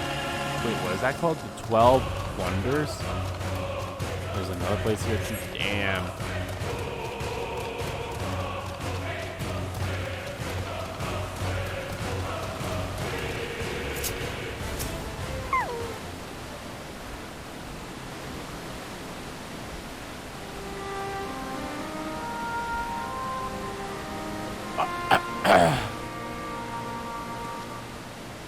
I understand there's a problem with one of the cherry bombs.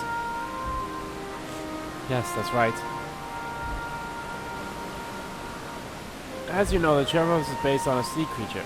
Owing to adjustments to enhance its affinity to wind, it is capable of flight. Specimen created from the concept could all fly without issue, but a problem arose in subsequent generations. This third generation creature was born with an etheric balance leaning strongly towards water. Its aquatic origin reassuring itself, it would seem. The result being its affinity to wind is diminished and cannot fly. No matter what we try, we can't get it to rise even the slightest bit. Such change manifests in so few generations. I fear there are two unstable, flawed. With your permission, I will revert the creatures and recommend to the Bureau that the concept be revised. With this etheric balance leaning towards water, the cherubims would indeed struggle to manipulate wind. It is too early to conclude that it cannot fly. Having failed at first, it may simply have developed a fear. I shall transform and fly with it, helping it to manipulate wind until it finds its wings. What? You need to go to such lengths? Huh? Don't know. But of course not. Transformation is an art in which one manipulates a vast quantity of Aether to construct another body around oneself. In practice, this allows one to assume such conceivable form and thereby transcend the limits of one's flesh. Yet, convention though it may be, transforming in the presence of others is considered angulously in the extreme, as uncouth and unseemly as running about robeless, shameful. Am I to understand you make a habit of this? Nothing of the sort. It's just that when transformed I can wield the wind and fly. It may seem excessive, but what is our shame next to the lives of these creatures? They deserve a chance, and we owe it to them to do it all in our power. Be that as it may...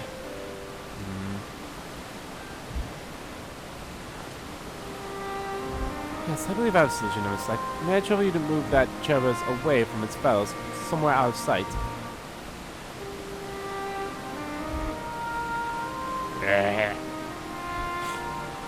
Meanwhile, I'd like the rest of you to help me prepare here. What mischief are you scheming now? No mischief, I assure you. I will but spare you the need to report to your colleagues that Hermes committed in discretion. So have a little faith and run along. I wonder if they means by that transformation, like that's the form that, you know, Evan Schleck took when we fought him as Hades. I trust you don't mind. I wonder if that's what they mean by like them transforming to that state. Since Hermes seems to be able to like fly and make use of wind and such. And it's like this out of sight. Good, let's speak of the plan. It's a stroke of genius, really. We have MX train the Cherubus. Eh? Aside from being able to fly untransformed, he can rarely see Aether currents. And with his added spellcraft, he can also employ suitable wind magics to guide that creature along. While he's indeed capable of all you described, it is not his duty. I'm loath to trouble him with it. Don't be. As I mentioned, it would also be for his own sake. With that said, let's begin at once. Andy, I want you to go to Emmett Select. Tell him that you have a favor to ask. You'll be disinclined to cooperate first, but you mustn't be discouraged. With our friend, the trick is to be unflaggingly persistent. Off you go now, and good luck. I have a favor to ask to indicate to Emmett Select that you have a request. Oh, lordy.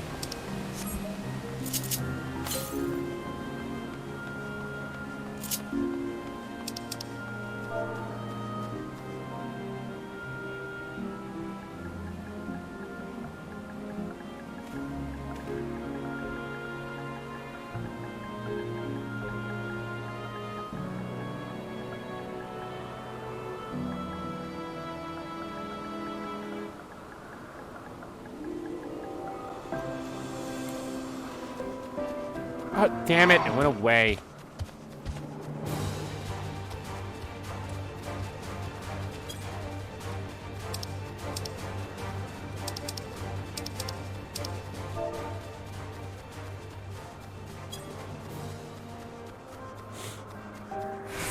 I'll just wait till I'm over there then. Damn it. Wasted all that time.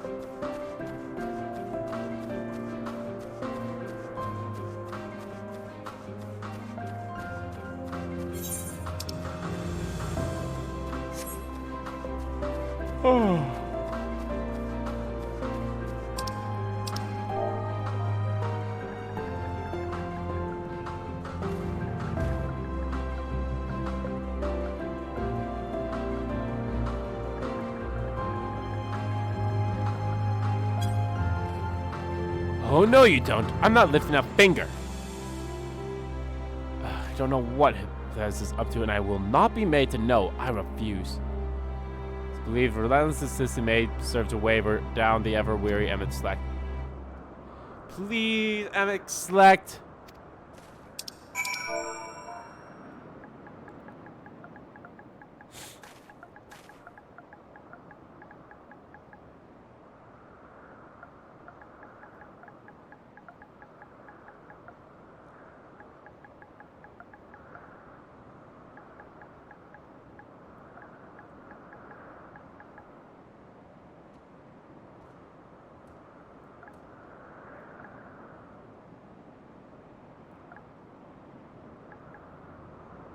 Oh, it's right there.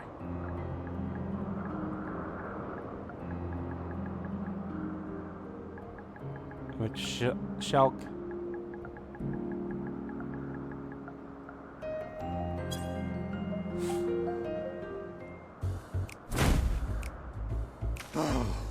No, no, no. You are not foisting this nonsense on me.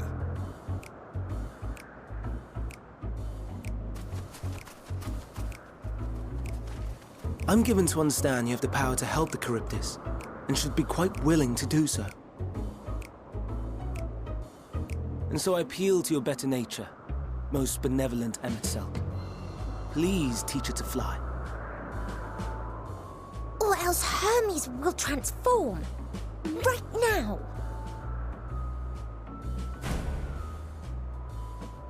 Now, there's no need to go quite that far. Altruism is its own reward. as I'm sure he would agree. Oh, would he now? And who contrived to put me in this position, pray tell?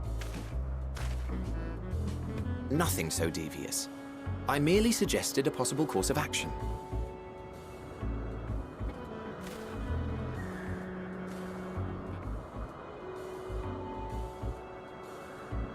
Please, Emmett Sulk. Please.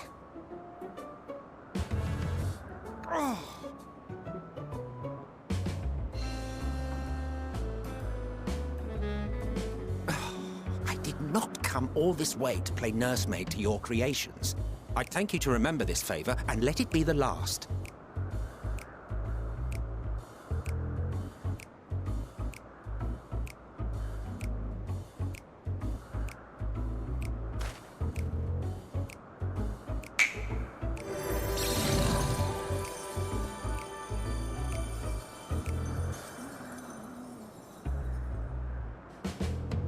I will aid it once it has taken to the air. It falls to you to shepherd it skyward.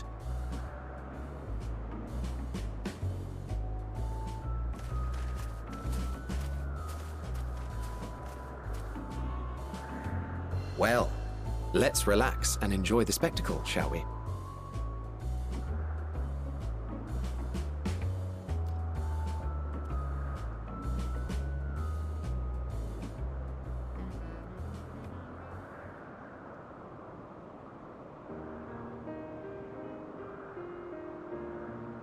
You were wondering why Emmett Selk joined the convocation.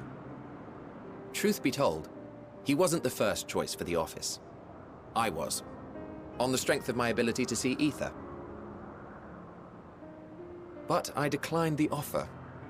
For though my vision is exceptional, I am pedestrian in all other aspects. Worse even, quite abysmal when it comes to manipulating Aether, for example. Couldn't transform even if I had a mind to do so. What good is the ability to perceive a problem if one cannot act to address it? Emmett Selk has no such shortcomings. He excels in vision and manipulation both, the latter to an extraordinary degree. Alright guys, hold on. I'm gonna be right back. If there is a mage more powerful, I have to go and do know something of them. quickly. Hopefully it doesn't take too long. I'm not gonna bring up my be right back sign because that might fuck things up, so I'm just gonna leave did I recommend him for the office in my stead. And I wasn't the only one. Far from it. Countless others vouched for his skill and character. People the world over, to whom he had previously lent a helping hand. Oh, how surprised he was. Claimed he hadn't done anything remarkable for anyone. Modest to a fault. He deserved every bit of acclaim he received. Yet he may well have gone unappreciated were it not for a mutual friend. A singular soul who can't help but involve himself in the business of others. Where he walks, excitement is certain to follow. His antics irritate Emmett Selk to no end. But much of his grumbling stems from genuine concern. When our friend calls, he never fails to answer and lend his talents.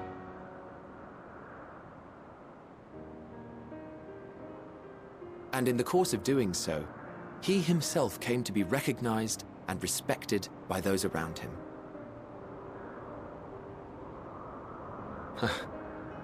They are truly remarkable individuals, and I'm proud to call them friends. To help them realize their dreams. This will be my greatest contribution to our world. And when they have fulfilled their respective purposes, so too shall I have fulfilled mine, and together we may return to the star. Look at me, spilling my innermost secrets. I can't seem to help it with you. I can only assume it is due to the color of your soul. I just don't understand how you can be so alike and yet so different.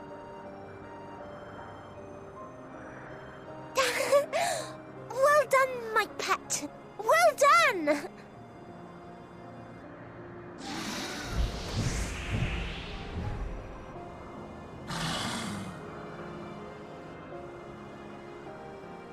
Ah, yes. I dare say the Charybdis will be fine here on. Why don't you go and signal to Emmett Selk? Let him know that his arduous task is at an end.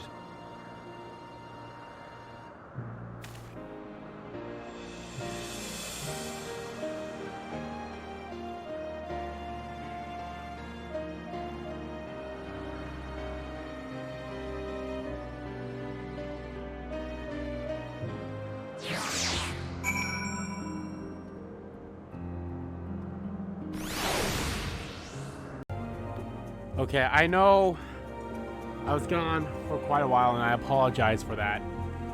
Damn, I honestly didn't think I'd be gone that long, that I'd be kicked out. I don't know, I feel like, I don't know. I definitely will have to watch what happened in that later. I apologize, I had to leave and go do something. Didn't think it would take me as long as it did. If I have to, I'll probably just end up ending the stream here, but yeah, you know what? I'm just gonna, you know what? I think that's what I'm gonna do. I would like to have at least finished that mission, but I'm gonna have to end the stream here. This definitely was not, well, maybe it won't take too long. Let's see how long it takes, because I hate that I do that. I hate that I did that, and you guys don't deserve that. I should have just ended the stream, but I was in the middle of a cutscene, and I apologize. It fucking sucks. I know, but sorry.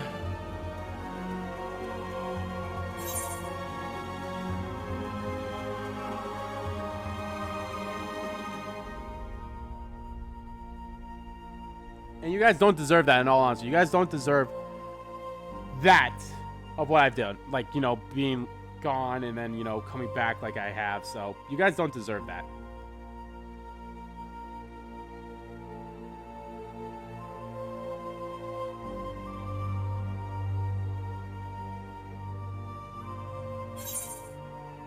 Maybe it won't take too long. If I can just at least finish that mission, I'd be happy.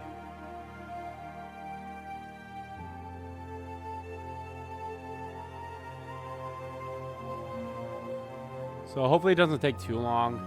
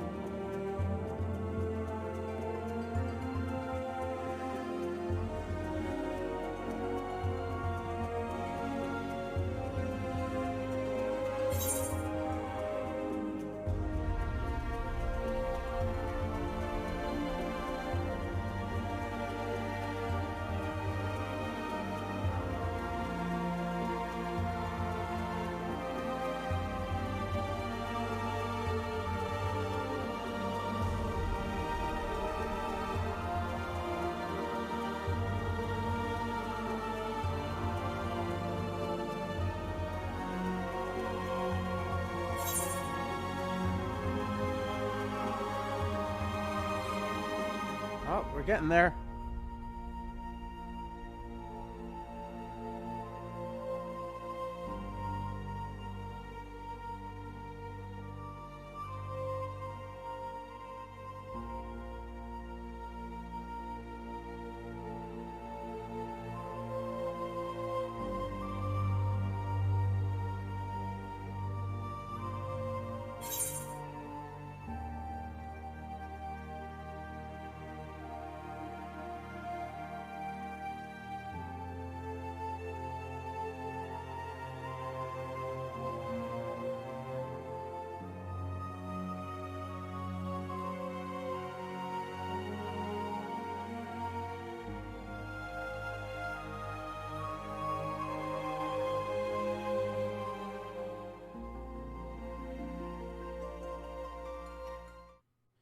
Hey!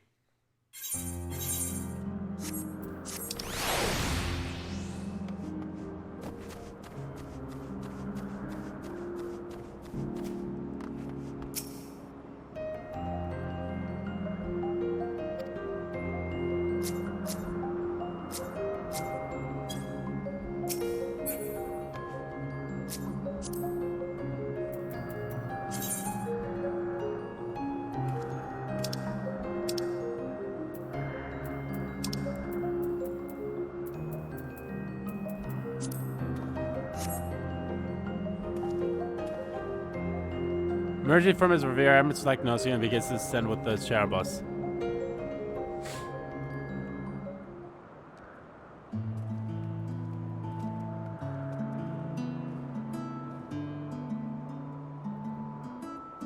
I have no words to express my gratitude. Thanks to you, the cherubus has learned to fly.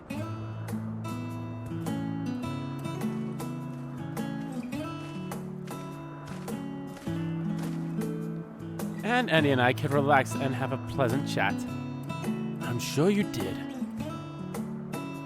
The creature needed some small assistance at first, but soon it was flying more or less on its own. I doubt you will need to repeat the lesson. That was truly impressive. I witnessed it all from afar. The cherubus flied. Indeed, with this we've proven that even a creature of skewed aetherite balance is capable of flight. Though we hoped to achieve this, the cherubus is a herd animal. They may well aid their struggling kin in like fashion if and when the need arises. Keeping this in mind, I bid you continue observing them. If that is what you want. But if I may say so, rather than hoping an idealistic possibility comes to pass, would it not be simpler to have the concept adjusted? That way we could guarantee that anomalies such as this specimen are never born in the first place.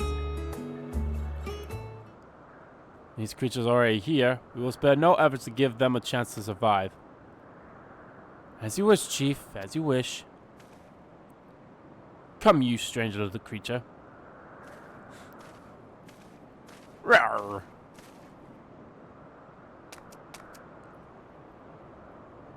Hermes. I'm fine, don't worry. Well, that concludes all of my present tasks. Let's return to Anagarius for now.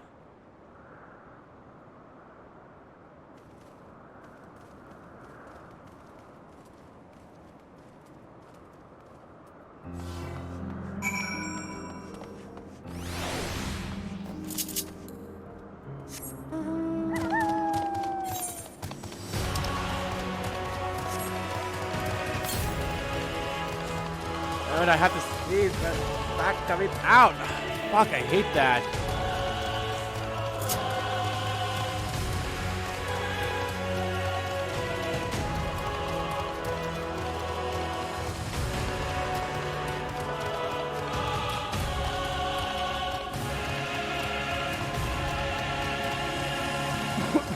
Excuse me.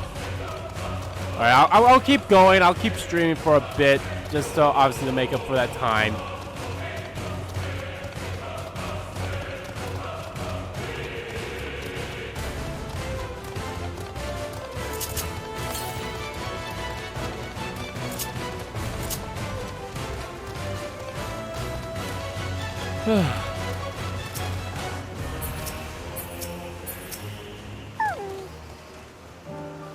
I want to apologize for forcing me to help you. Save your breath. You didn't force me to do anything. I merely chose the most expeditious way to have done with any impediments to our business.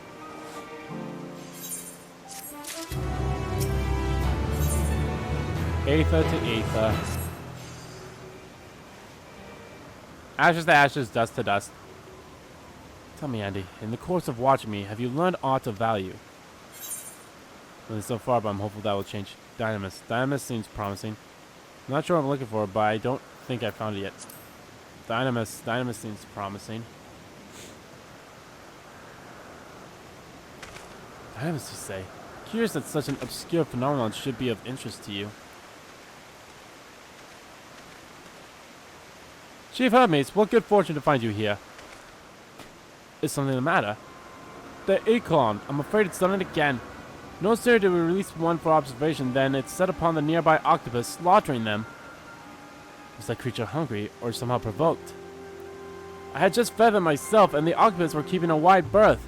It is the nature of the Echelons that is to blame. Their innate viciousness. Temperament aside, it is an outstanding creation, perfect in form and function. Though it may not be suitable for release, I have no doubt that the Bureau will accept its concept for preservation. In any case, there's no point of postponing the inevitable. Doris will avert them all at once the paperwork is in order. Where's the scene of the incident?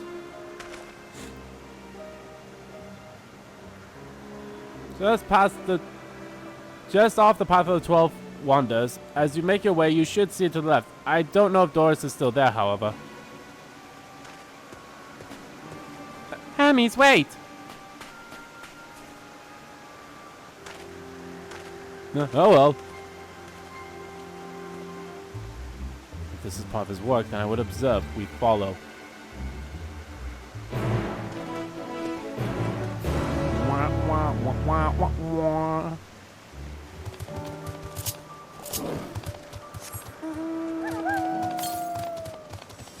Oh.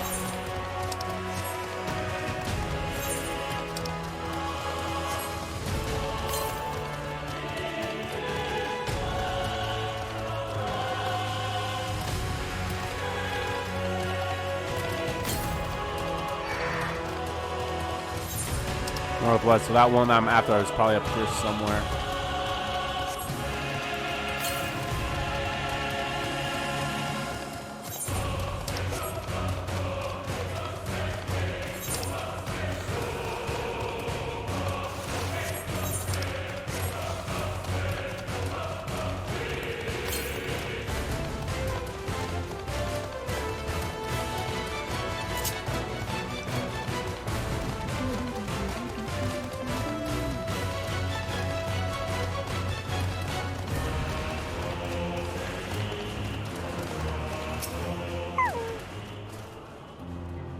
X-rays and burns are unmistakable, and Ilkin was indeed responsible. But the creature's nowhere to be seen. Doris must have taken it away. The man makes his base at the 12 Wonders. I shall go and seek him out there. I'm expecting I will search the area for good measure, just to make sure the Elcon did not escape. My thanks. Let's meet at the 12 Wonders when you have finished. I will go on ahead. Please follow with Andy. Come, it's down this path and over the bridge.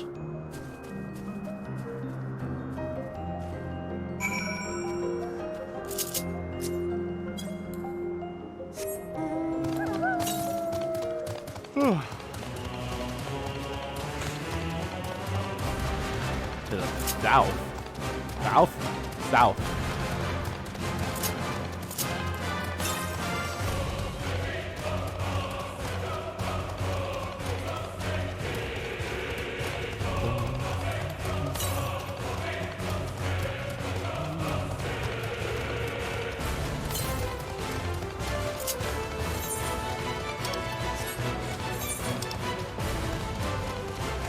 Butterfly Kisses of Death.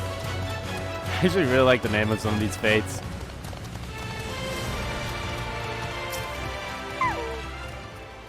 There it is, the 12 Wonders. Hermes is looking for Doris. Let's look for Doris too.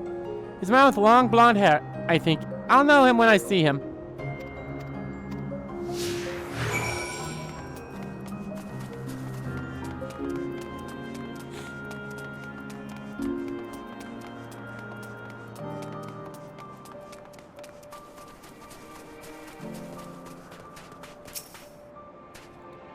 Once I get back and record today's results, I should finally be able to put that report to bed.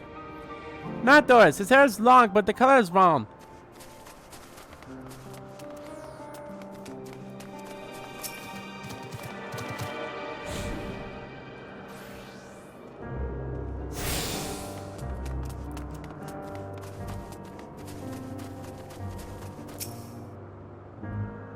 Doris, that's Doris.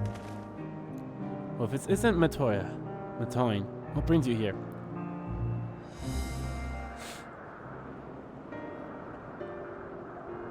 I thought I heard familiar voices.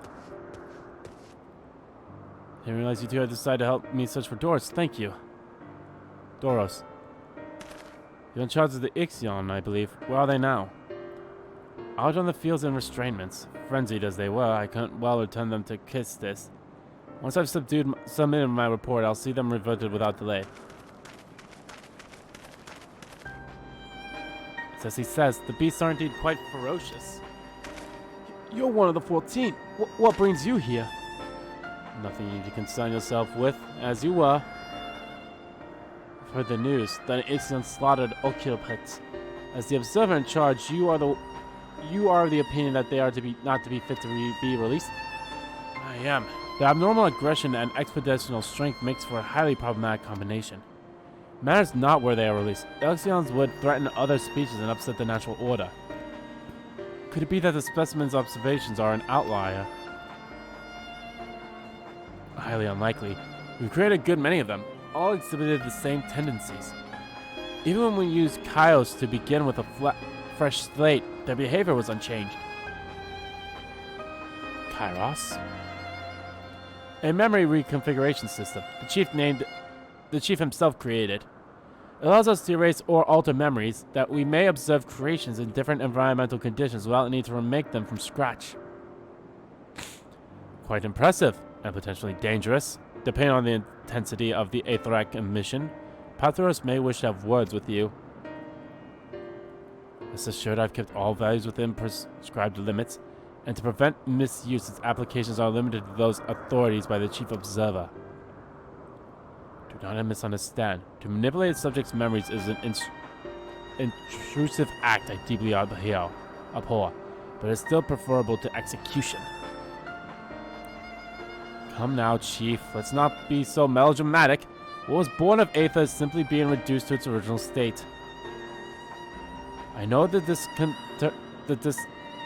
temptations concern you, but we mustn't lose sight of our bigger picture, making rational choices for the sake of a more prosperous star. If creation cannot be properly studied even with the aid of Kairos, we remake it. If a creation is deemed to a detrimental existence, we unmake it. It is all for the greater good, and none question the necessity of such routine process. I understand these things, I do. But I never think to unleash a clear and undeniable threat onto the world. Yet insignificant thought their individual lives may be next to all creation. It is all the Illubucks have. Before we seal the fates, we owe it to those beings to exhaust all options, to ensure that nothing has been overlooked.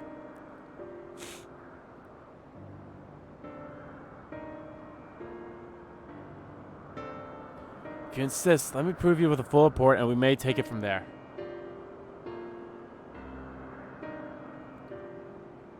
Would it be possible for us to attend the discussion?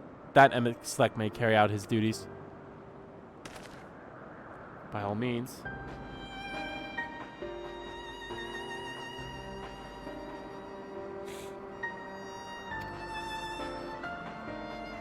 Pray show them to the meeting room.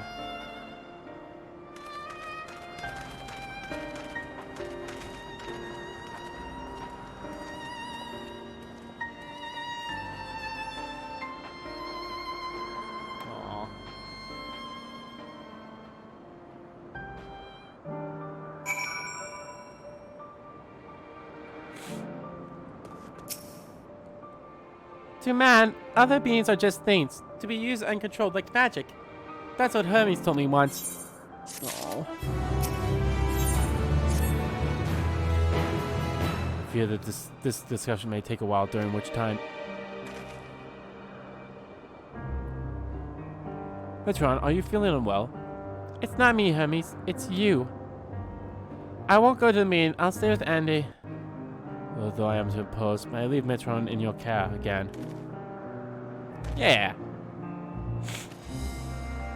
I'm in your debt, if you'll excuse me.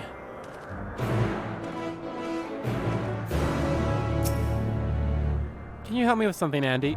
The meeting will make Hermes sad. I want to cheer him up with a flower. Hermes likes flowers the most of all the creations in Elpis. Most creations are exceptional to be interesting, or beautiful, or strong, balanced in some way. But flowers are different. They're designed to suit our emotions, what we feel and want to convey. Hermes likes that. I can't make flowers, so I'll search for one, and I want you to search with me. Let's start here at 12 Wandas. Aww. I like her so much.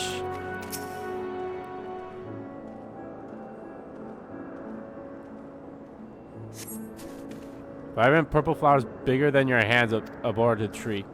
Oh, so big and bright, I love them. But they might be too bright. You have to think of the recipient. That's what Hermes said.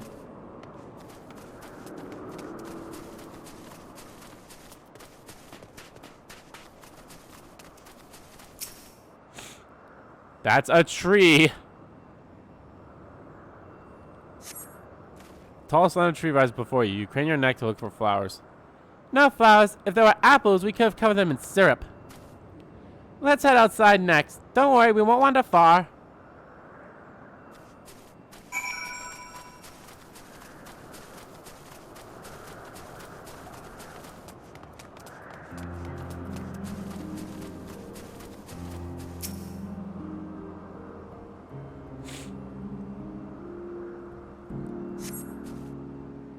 Alright, beautiful flowers grow on the bed. Their mix of colors forming a pattern. These would be bad for Hermes, but they're hedged in. That means we shouldn't touch them. They're either under observation or poisonous. Any other places should be fine though. Let's look around.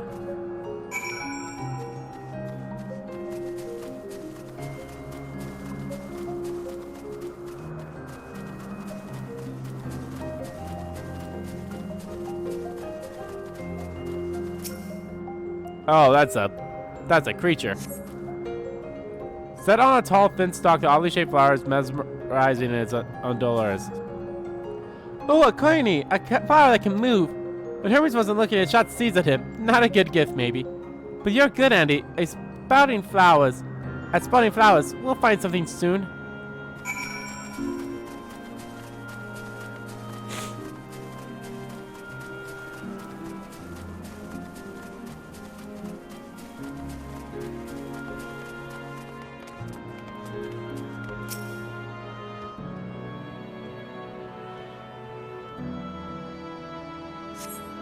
Despite nothing promising nearby, base common looking grass with some few tiny flowers. Nothing around here. Ah! Over there, I need something big, huge.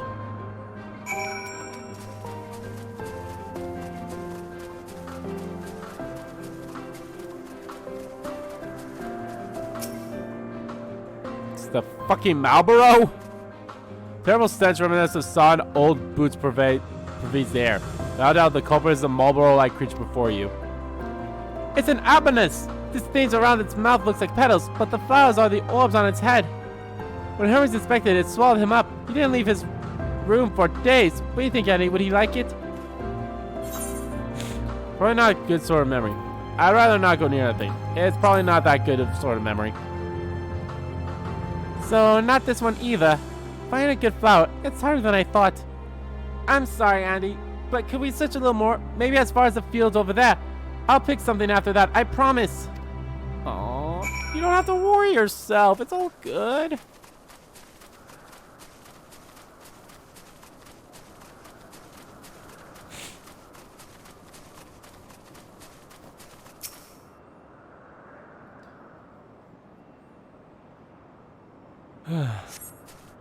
Lush green fields stretch out before you, ending with the skies begin.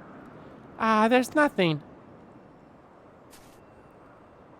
That shiny thing over there, what could it be?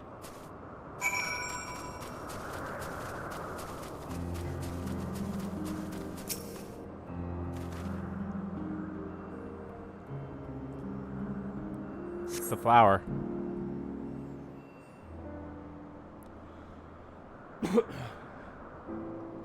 Ooh, Elpis flowers. They're here too.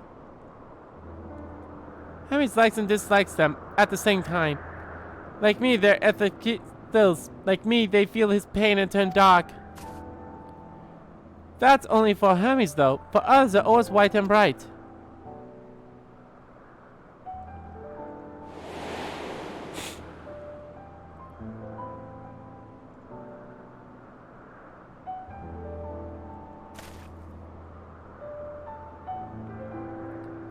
Truly, the flower's dark in your home? Then, do you have it too? A dark emotion? Knowing the pain, sorrow of loss, I felt great fury and frustration. Artisa, I have a few. I have been plagued by doubt and anxiety.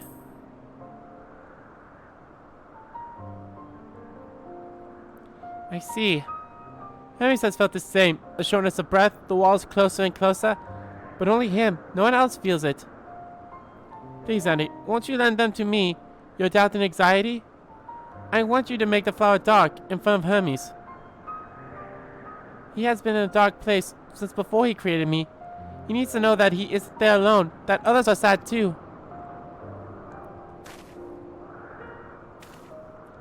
Truly, you'll do it?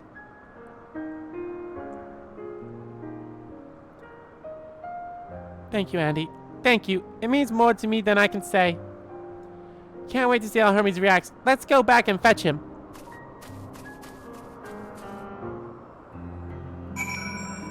I want to make sure that everything was like still synced properly.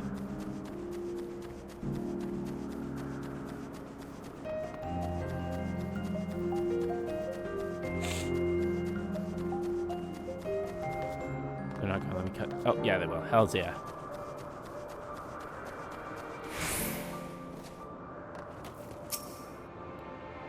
It seems like they're still talking. Let's wait until they're finished.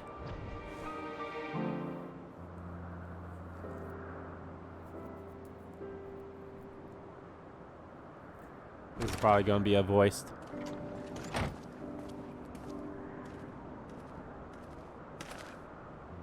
Hermes! Hermes!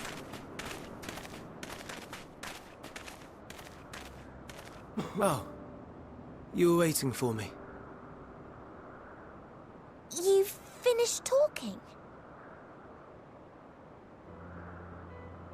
Yes, we've come to a decision. My thanks for keeping Meteon company. Emmett Selk and Hythlodaeus have already retired to their rooms. There is room for you too, if you would follow me. Wait! I want to show you something first.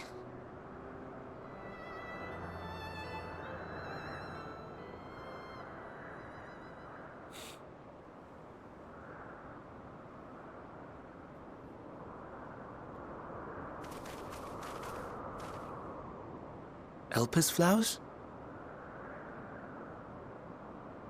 Go on. Go on.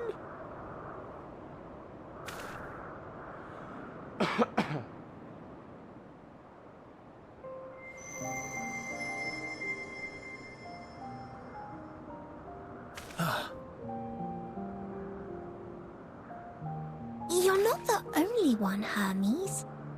Others feel sad too. You're not alone.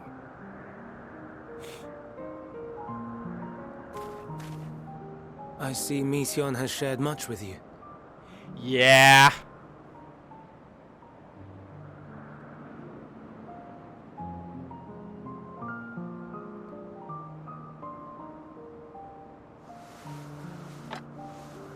His face. Does he look like... May we talk a moment? Okay.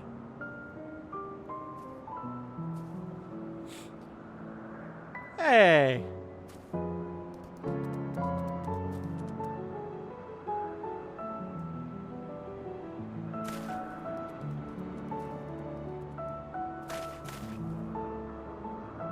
I do not think it wrong that we live for the star, that we strive to make it a better place. And yet, in carrying out my duties here, there are times when I am plagued by doubt. Do you recall what Hythlodaeus said when we first spoke of my nomination? Death is the privilege of those who have fulfilled their purpose, a choice they embrace of their own free will, and when they depart, it is always beautiful. Perhaps it is, but only for man. Creations that he deems useless are discarded with nary a second thought. Some scarcely born into the world, afforded a handful of breaths before life and potential are abruptly extinguished. We make an effort to spare them the pain, but they sense what awaits. Rage and anguish and cower and fear, and it is not beautiful. Yet no one cares. No one. So fixated are we upon the duty that we do not pause to question the method. Pain and suffering, confusion and despair, writ plain in the eyes of those poor creatures. Yet no one sees. We turn a blind eye and carry on in blissful ignorance. Nor to miss. And always, always the blossoms shine pure and white. A contradiction so blatant I could scream, want to scream. How can you all accept this aberration? Then I wonder, am I the aberration for thinking thus? And I am filled with dread. But now I know I'm not alone. Not the only one for whom the flowers weep. I won't ask what you thought as you kneeled beside the Alpis, or if you only did it at Meteon's insistence. Nevertheless, I thank you. To know that you too have experienced suffering is a comfort.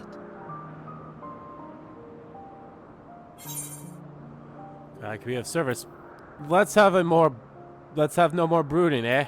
Oh, I can tell you all about suffering.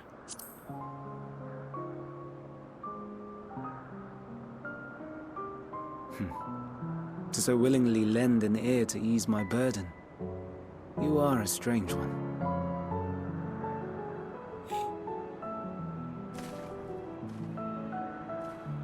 The stars in the heavens. Know you what they are?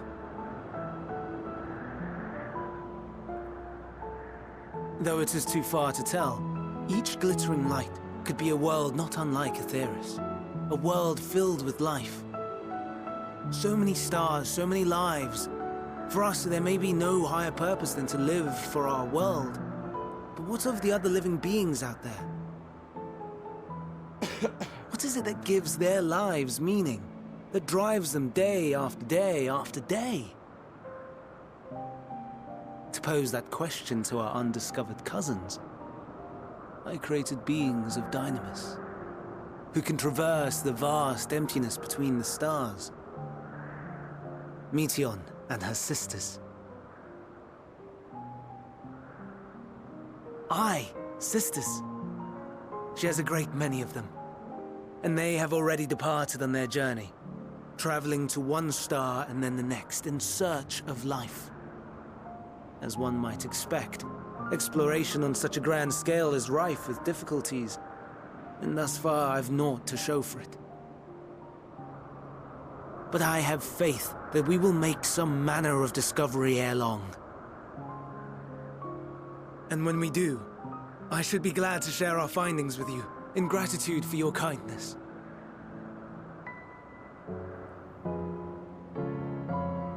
It's getting rather late. We had best find our beds. It would not do for both of us to be sleep-deprived on the morrow. Come, Meteon. Let's head back. All right!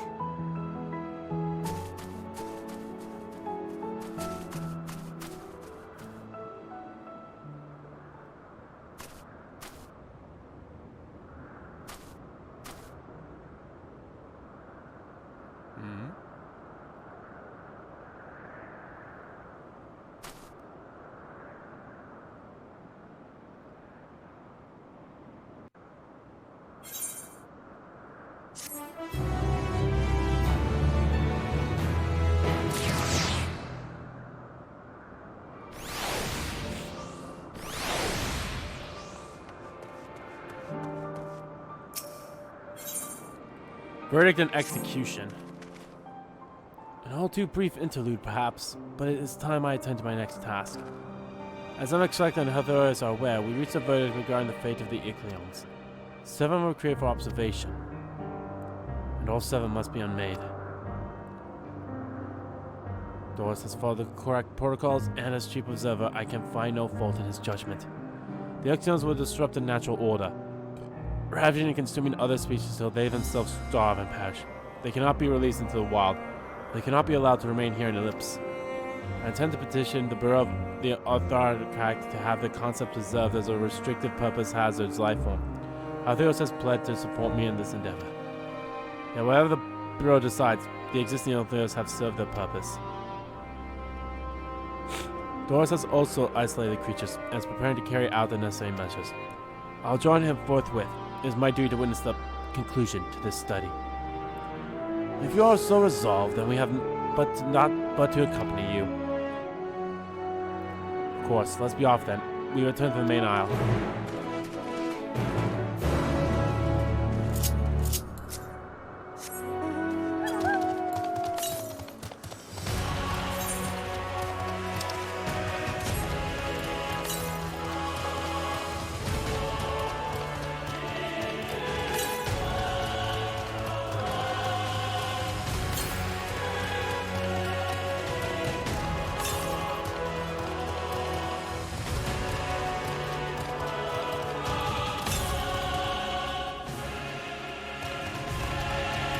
There it is.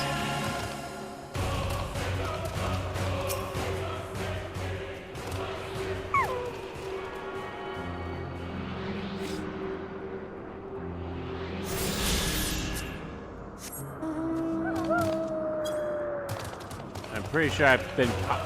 not yet. I'm not caught up to where I would have been if I did do, everything, but it's all good.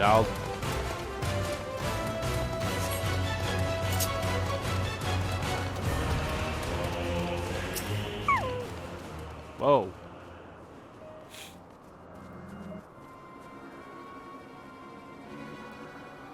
Doris, are you hurt? What happened here? They caught me off guard. I had them bound with etheric shackles, but they became frenzied, even more so than usual, and broke free. I was able to stop 4. The other 3 escaped.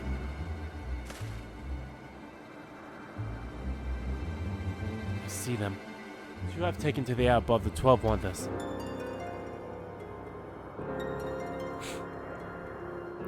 The last is up ahead, lurking in the fields. You and Eddie handle that one. The pair in the sky you can leave to me. If this is how it must end, then so be it. I will render assistance to them select, unneeding though it is.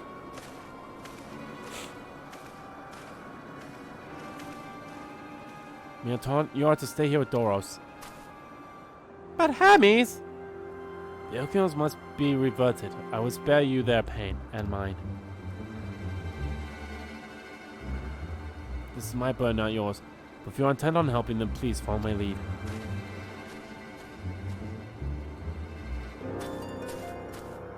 Oof. Big oof!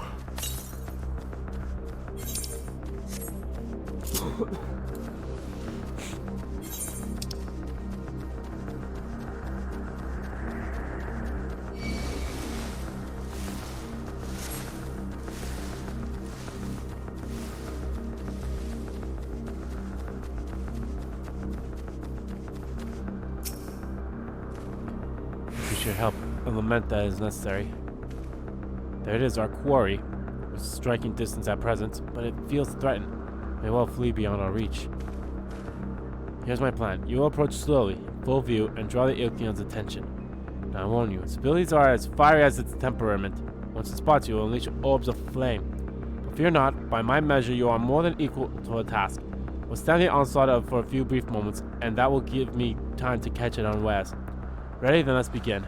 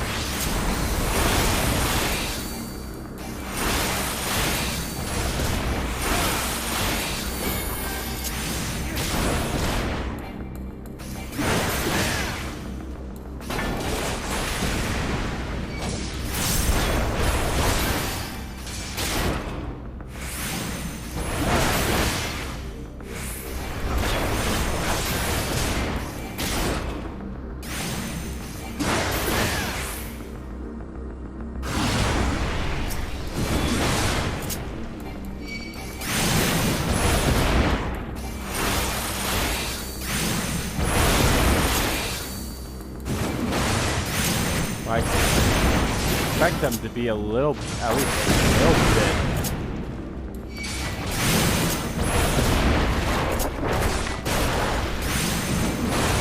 Yeah, I didn't really read what that one attack does.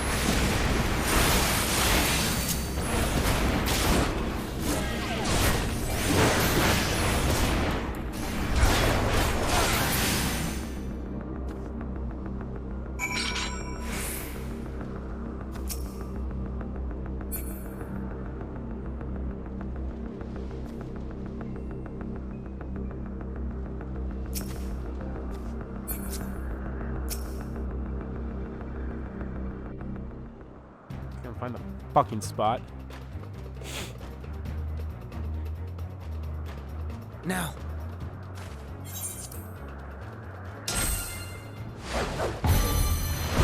Of course he has that.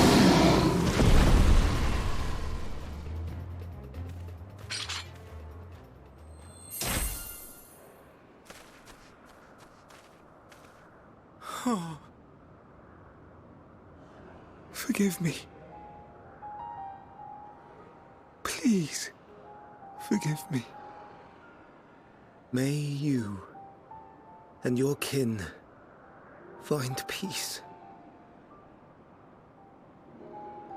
Wherever your souls may drift in the underworld, may you find tranquil seas.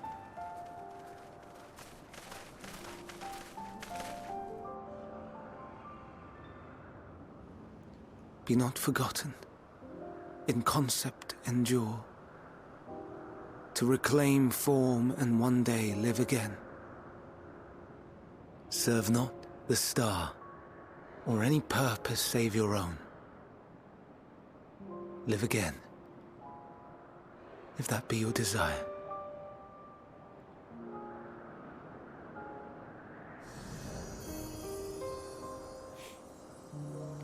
Hate, if that be your want. We are worthy. But leave your suffering behind. Lay down your burdens, be born anew. Fly high.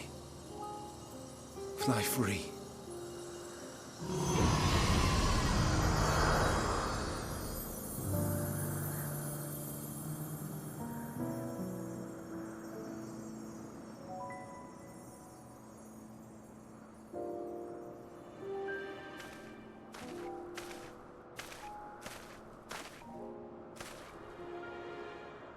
Join the convocation, Hermes.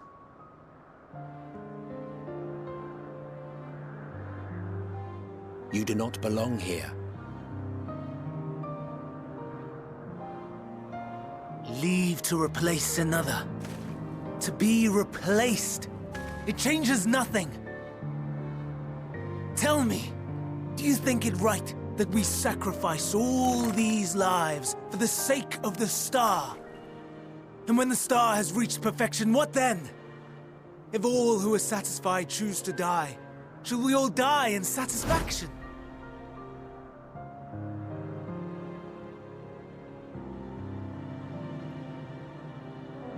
I do not know.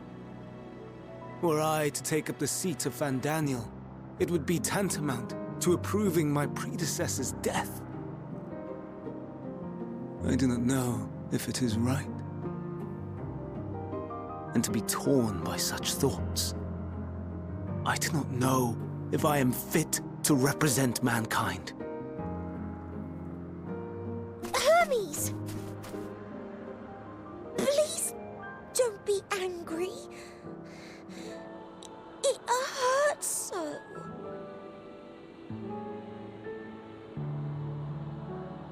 Forgive me. If you would still consider me in spite of everything, I beg some time to gather my thoughts. Meanwhile, Hythlodaeus, I fear I must trouble you to attend to the others. 'Tis no trouble at all. Take as long as you require.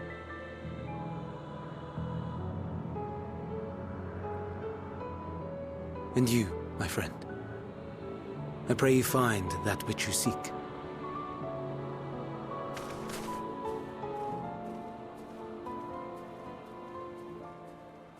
I expect we have some few matters to discuss. Shall we return to the 12 Wonders for a time? Aye.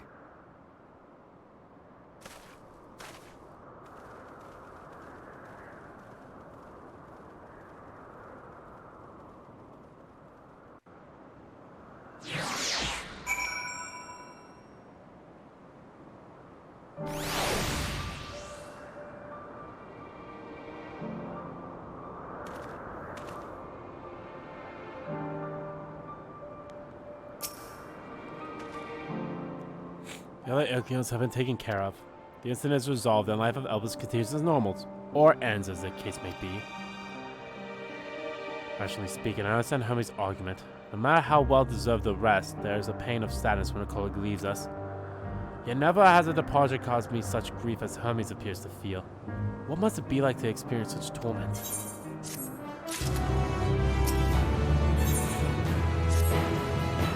Where to now? If there is nowhere we would like to visit before we leave, I should be glad to show you the way. Hermes has not yet outright refused his position to the conservation, merely postponed the decision. As such, I may as well resume my assignment. If you cannot accompany him, then I will content myself with questioning his colleagues. Ever the pragmatist, then allow me to remain your humble guide. And with you, Andy, will you come along with us? Wonderful, our fellowship travels unbroken. I say we explore other parts of Elpis and see what new encounters there are to be had. If you follow me, we will first head back towards Anagoris.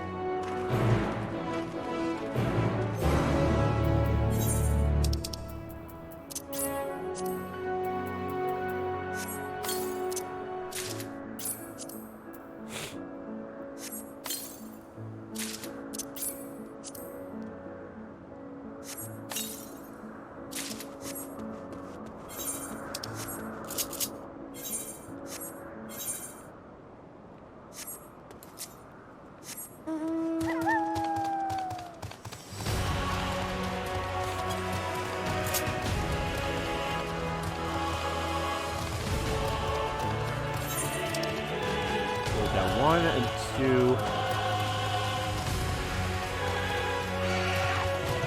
I have 2 of those quests that will most likely give me Aetherite currents, so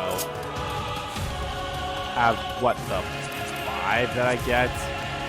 And one of them will for sure be a normal quest, so I'm missing 2 then. Or not a normal quest, something I get as reward for the main story quest. Kind of the same one for this one most likely.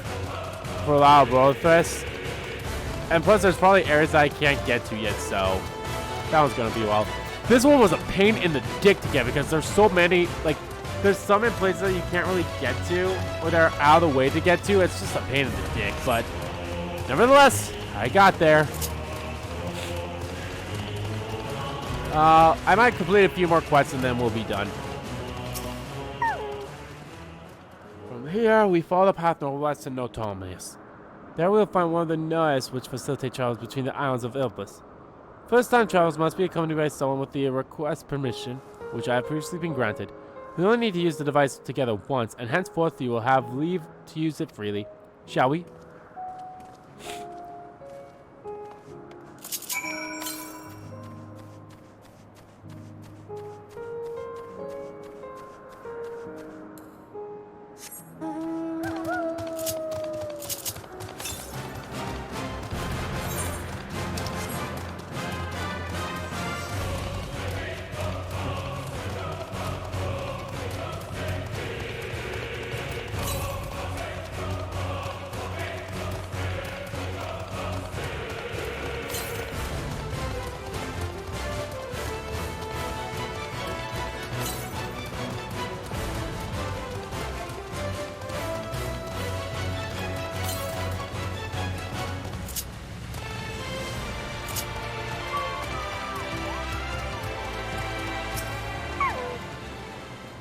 We are Nortress. The Snus will take us to Cumulus Zelphos, the Western Isles.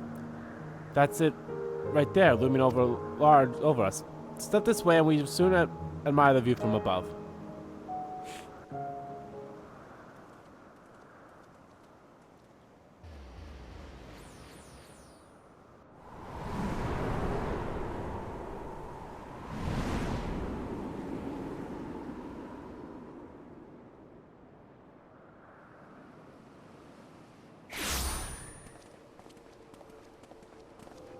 I present to you Calamelios Zephyros. Here you will find a number of testing facilities, as well as the observation hub of Poiton Oikos. Right then. Let's begin by...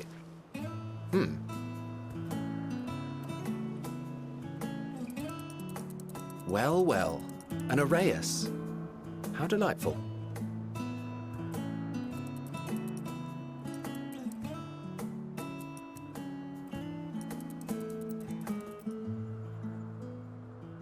And what, pray tell, is that? Ah, that's a new species of shark. We approved the concept but a few days ago. Sharks are among the most popular sea creatures. Rare is the day when someone does not submit a new concept. At first, they were largely orthodox, consideration given to such things as size and environmental impact. And then a whimsical someone thought to bestow it with flight. Another, superior intelligence. And then the floodgates burst. Concepts with multiple heads, or arms and legs, and so on and so forth. It was getting absurd. A part of me wanted to tell them to go away and find something else to create, but in the end I couldn't deny their passion. And here we are.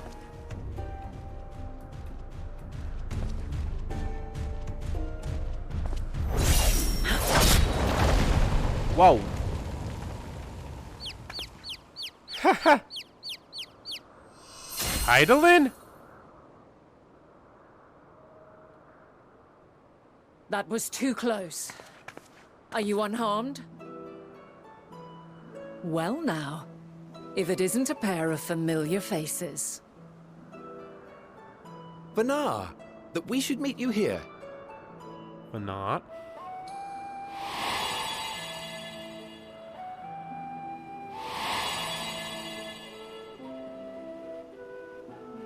As I mentioned earlier, the better part of the convocation holds that when we retire is when we return to the star.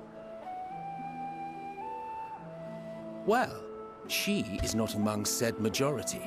Even after stepping down, she carries on with her work. Vanar is her name, and she is the previous Azem. Oh! Okay. It has been a while, Hythlodaeus. You look well. Less so, Emmet Selk. I dare say the lines upon your brow have both deepened and doubled in number. A shame for one so young. You must make an effort to frown less often. Stop sulking. Easier said than done, thanks to your unruly successor. How is he, if I may ask? Incorrigible as ever. Rushed headlong into a volcano on the brink of eruption just the other day. I should be glad to share the tale in its entirety later, if you're so inclined. Oh, you know I am. Now then, you are?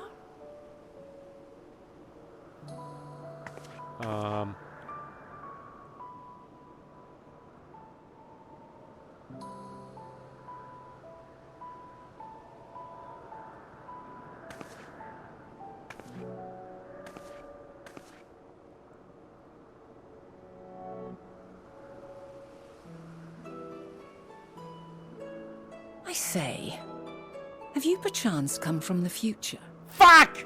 Don't blow my cover like that! I do not believe we have ever met, yet I sense my magic upon you.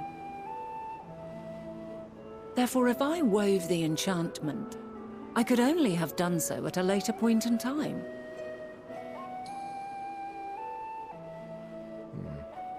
What manner of magic is this, if I may ask? A traveler's ward, of course. It prevents the corruption of one's ether.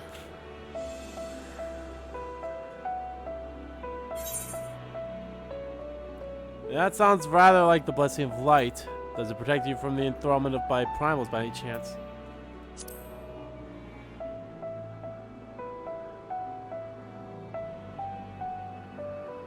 I see you are not ignorant to its presence. And while there are many protective spells, the one you bear is unmistakably mine. Hold on. From the future? That's absurd.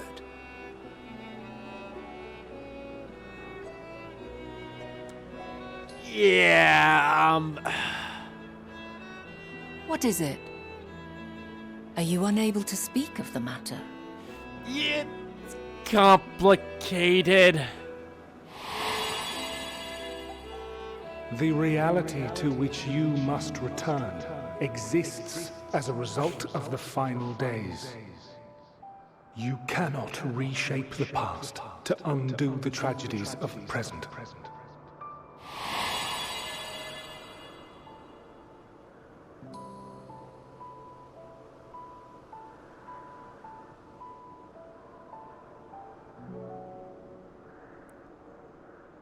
So, your actions here will not change your history, but they may yet affect the course of ours. How very exciting! I'm quite fond of delving into the unknown, and there's naught more unknown than the future.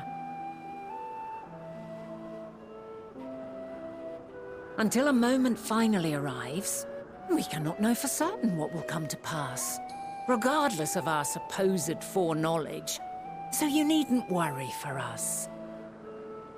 More importantly, that you should go to such great lengths as to travel unto the past bespeaks the gravity of your quest. Will you not reveal it to us? Mayhap we can be of aid to your cause.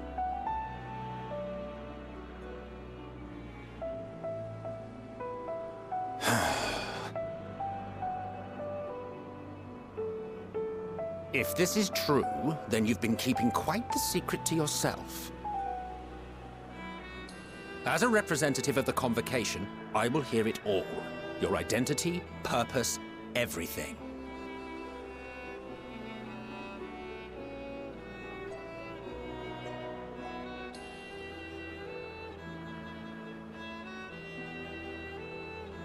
Why don't we move to a place more conducive to calm conversation? I've been working here for some days now at an old friend's behest. If it is agreeable, we may make use of my accommodation at Poiton Oikos.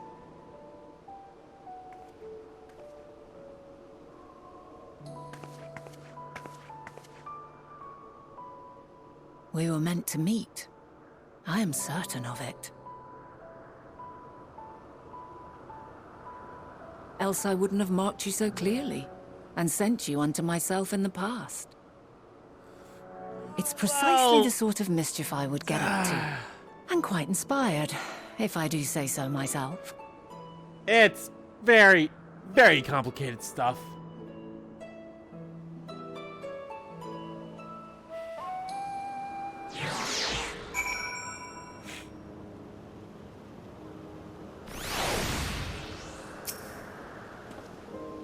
My apologies, but before we move along, a colleague has tasked me with a matter which I'd rather not leave unresolved. It involves finding a certain concept engraved crystal, and the quick-fingered Orioles which made off with it. An Aureus, you say? I think we might have seen the culprit before being distracted by the business with the shock. Would you like us to follow its ethereal trail? That would, of course, lead us only to the Aureus. There's no guarantee that it hasn't dropped the stashed away the crystal you seek. Please, even that much would be enormously help. While you are hunting down the thrift, I can fall behind and scour the forest floor just in case.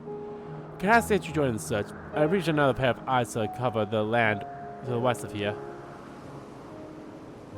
Hey, thanks. There's a small bridge leading to Port Okis. Let us meet there once you've exhausted our efforts. Is that fucking Minotaur?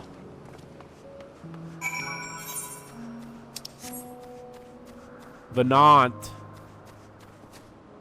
Have they said that name before in like the previous, in like Shadowbringers or something? Jesus! As if the corals creatures weren't scary enough. They made them into fucking bigger creatures with fucking branches, antlers. Like, what the fuck? Science has gone too far.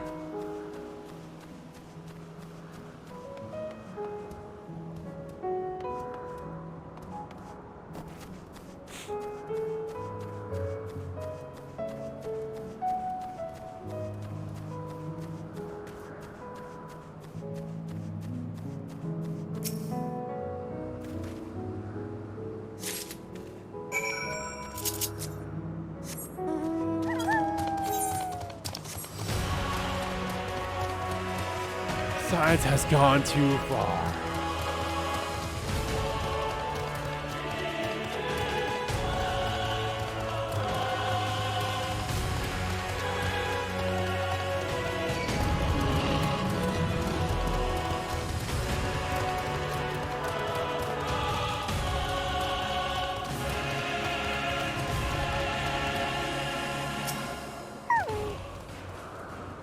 Oh, that's such a returns. I'm afraid the Oris no longer had the crystal, nor was I able to find it as I followed in its wake. Do you suppose you fared any better?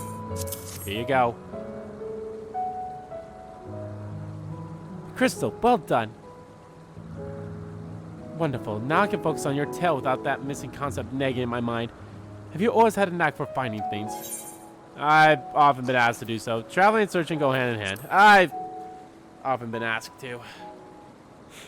Oh, you too. Some of us seem destined to always be searching for ourselves and for others. Long ago, when I held the seat of Asmon, I was forever trekking back and forth across the star in search of answers to people's problems. Naturally, the need for such choice has lessened considerably since I entrusted the position to my whimsical successor. Yet I'm still eager to come running should an old acquaintance or new interest require my personal attention.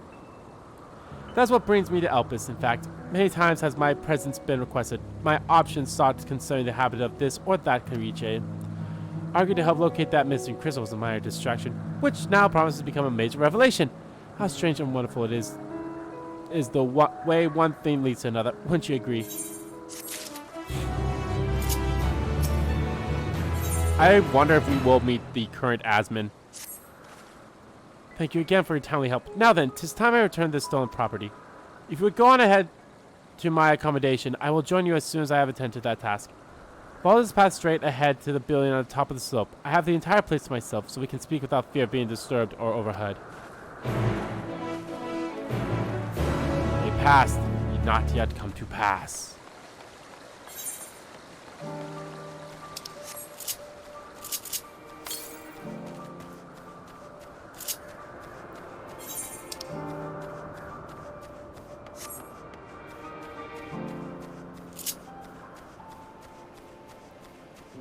Damn, I feel like if I complete this quest and the next quest, I'll level up.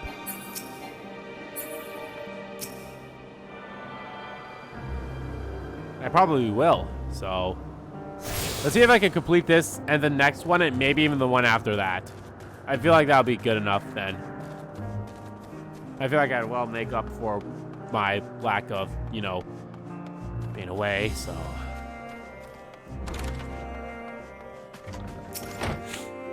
Welcome to my temporary abode. Please make yourself at home while I put on some tea. This has to be spoken, right?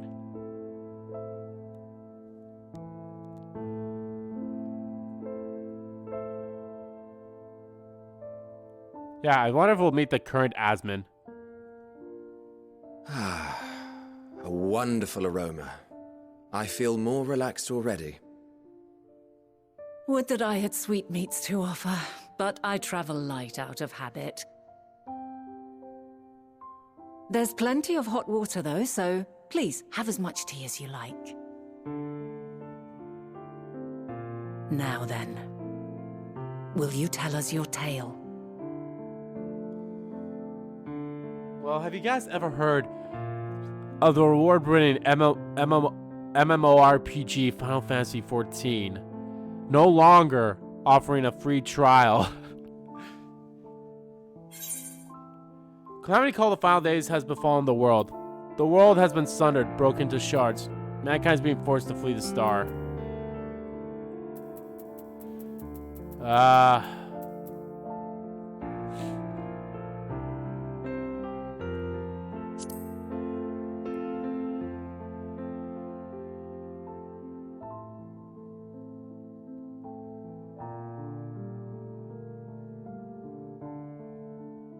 Why don't you start from the beginning?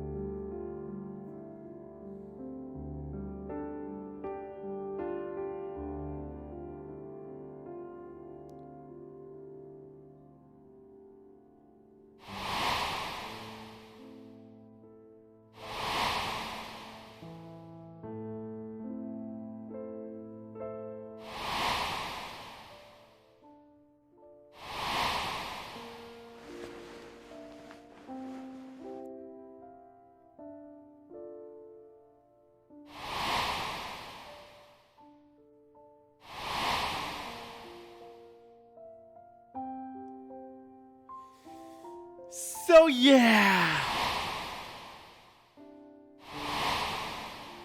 shit gets fucked.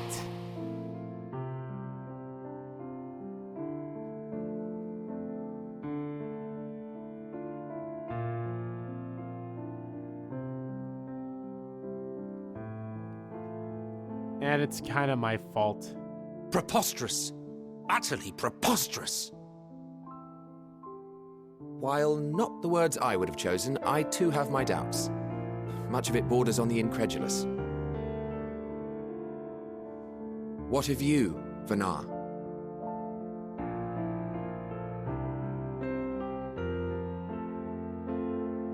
Not knowing the precise details of the first final days, it is difficult to determine the veracity of the tale. Supposing it is all true, I must ask myself why I would do what I did. Why would I feel I had no recourse but to oppose the 14 and create this Hydaelyn? Circumstances change, of course, but it would not have been an easy decision regardless. No, there must have been a reason. One compelling enough to force me to take such drastic measures. Then there is the Elpis Flower, which I said would serve as a guide. That it's of import to your mission is plain, but your presence here leads me to believe that this place also holds significance. But what could it be? What are we meant to accomplish? Might it not be simply thus? In the future whence he came, the final days could not be averted. Mankind has no choice but to flee the star. By alerting us to that eventuality, perhaps you wish to pave the way for other futures. Theoretically speaking, it is a possibility. Yet if that were my primary objective, I see no reason to guide our friend to Elpis specifically. The capital and Amarot, or even my own home would be more logical destinations.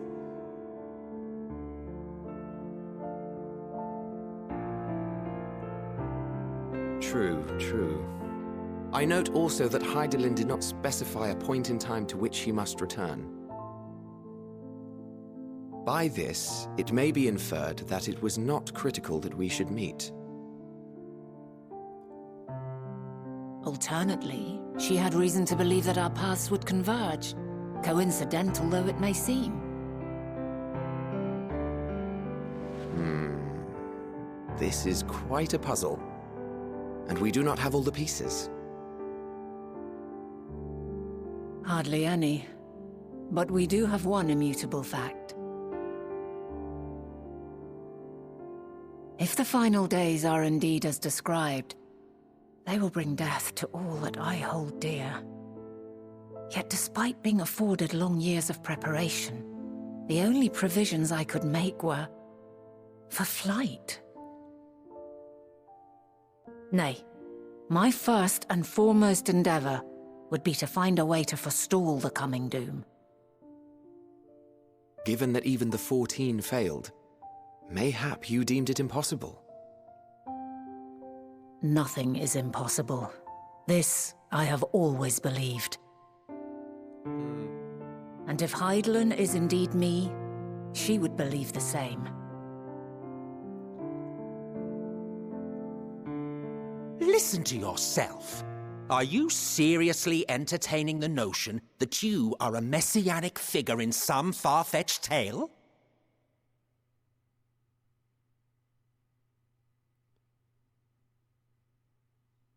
Well, I will not.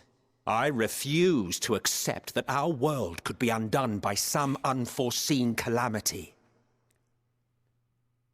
I also take offense to my portrayal as a megalomaniacal madman. To sacrifice oneself for the star is a noble act, and I would hold those who gave themselves to this zodiac in the highest esteem. Yet, you claim I recreated Amarot and populated it with phantoms of our people? A bizarre indulgence that would be insulting to their memory. Worse still, I even invited you there. Literally invited my own downfall. Why would I do something so idiotic and inexplicable?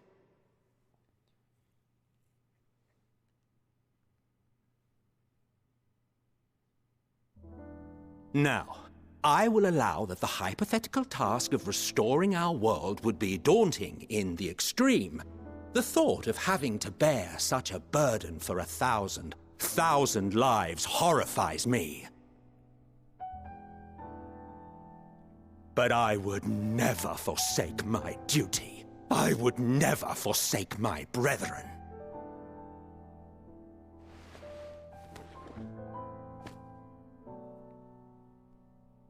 You do not know me. I've had my fill of your fiction. I will return to my duty, and you will not bother me again.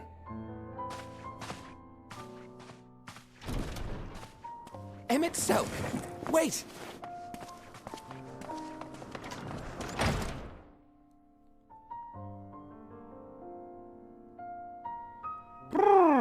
You've seen much of Elpis already.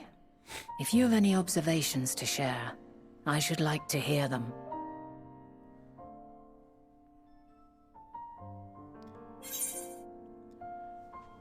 Hermes and Mediterranean are somehow involved. I'm still trying to make sense of it all. Dynamics is the key to all this.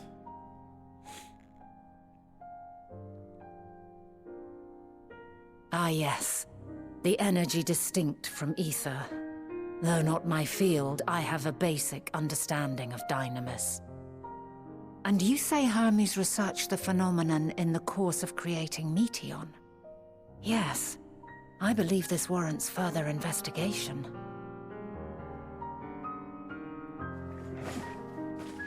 With that settled, just time for action. The missing pieces of the puzzle are here, I'm certain of it. And when you find them, the picture my future self has painted will be complete, and you will have your answer.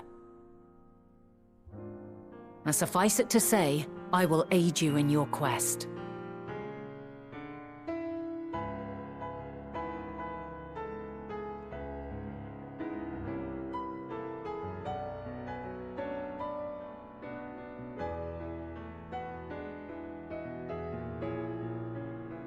Have faith. If Emmett Selk is the man Azum described to me, we've not seen the last of him.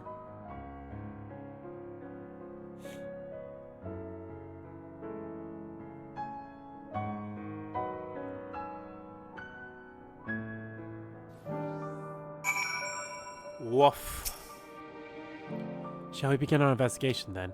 I'm acquired with Hermes, of course, but only as a visitor received by the Chief Observer of Elpis. The man himself, I know only that which is common knowledge. Thus, I suggest we fall back on a tried and true method of conversing with the locals. The observers who live here are surely tell us of Hermes and Meton, and I have a good idea of where we might begin.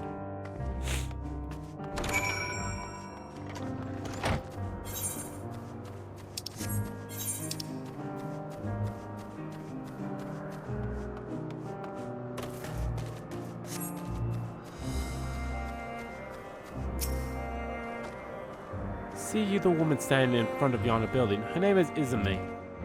She is the one who made arrangements for me to stay at Elpis, and from what I recall, she has held her position here for quite some time. Chances are she could provide us with some insight.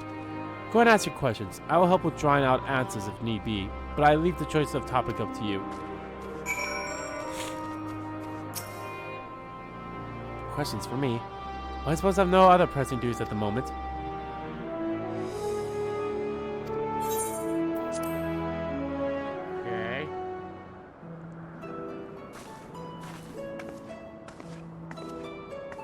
Greetings to me. My friend here is desperately curious about Chief Hermes, and I was wondering if you might indulge him. Certainly, Mistress Fanat. Anything to be of service. What do you wish to know? What kind of person is Hermes? Well, I can only answer from my own experience, but I would describe him as a quiet man, reserved, you might say, and occasionally somewhat poor with his choice of words. His resigned nature, however, does not prevent him from carrying out his duties as Chief Observer. This man is a walking archive when it comes to life forms. He can discuss any species in incredible detail as the leading authority of concepts with the power of flight. I hope that answered your questions. Was there anything else?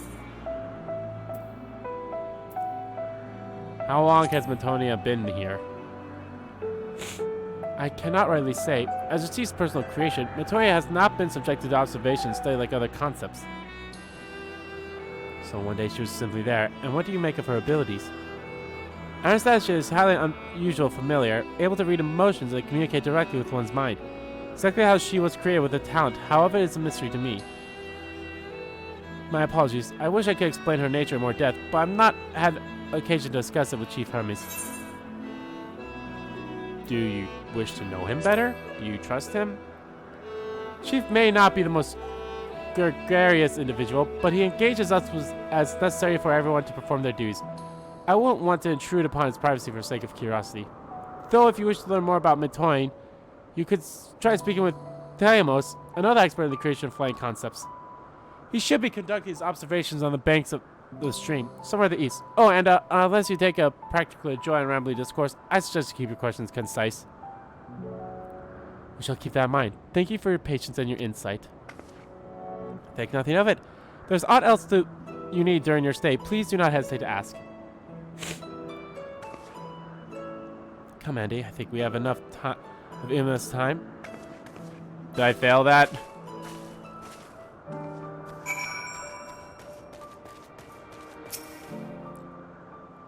Our investigation is off to a fine start, won't you agree?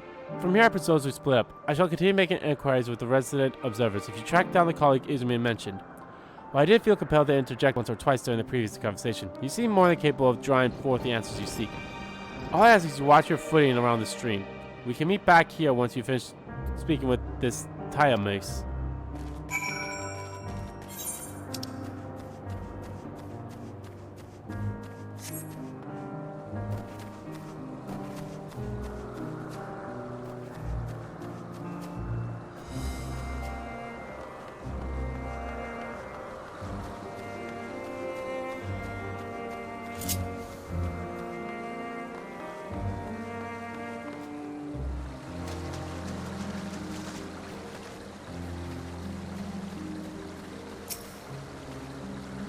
Yes, I'm Thomas, but please keep your voice down, you'll startle the birds.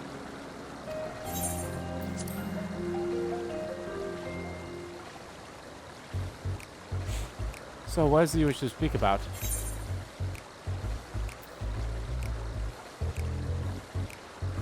What do you think of Chief Hermes' fine creations? Chief Hermes' work. A worthy subject indeed. Those beings which soar through the clouds, majestic and graceful, are ever a favorite of creators. Even now, with so many variants in existence, the flood of newly imagined concepts continues unabated. What seats the Chief's creations, however, is how they benefit from his balanced knowledge of the celestial realm. Birds that climb so high that they disappear from view, others which traverse the balanced sky moments, but all without riding the curtains.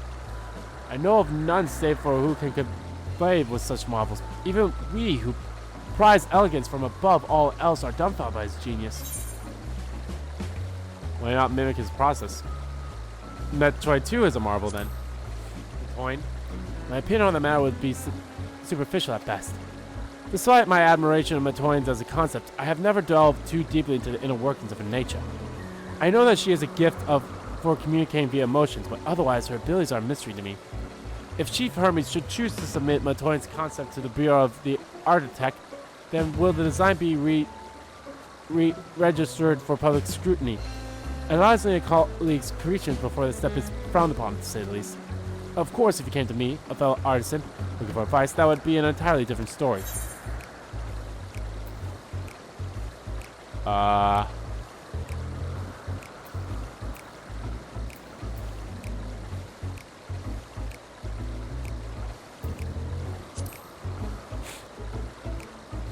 Dynamites and Entelacus? These terms do sound vaguely familiar. There's another flower made here in Ellipse with exhibited properties for one or the other. It must have been centuries since I last heard anyone spoke of such things. Has there been a resurgence in interest? Why bring up the subject? Glad that you sought my insight, but I cannot afford to neglect my duties for the sake of idle chatter. And I really must be observant. Surely you have your own tasks to attend to. Did I fail? I mean, I didn't want to, like... I feel like it would have been a bad thing to be like, I could tell you about her nature if you wanted to. I feel like that was so bad. Like, that's such a, I don't know, that just felt bad to me. It's like, no, I'm not gonna tell him about her. Besides, I like her.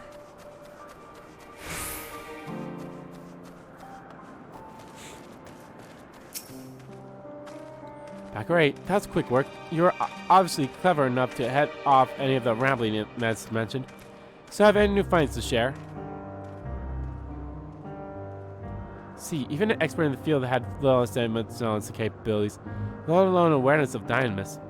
My questions all much the same answers. Hermes' colleagues view Matoya as his personal project and could provide no details upon those which you just told me. Which leads me to believe that the only person with any significant knowledge of Dynamis is Hermes himself. Yes, we've made some progress here, but more information is needed if we are able to reach any definitive conclusions.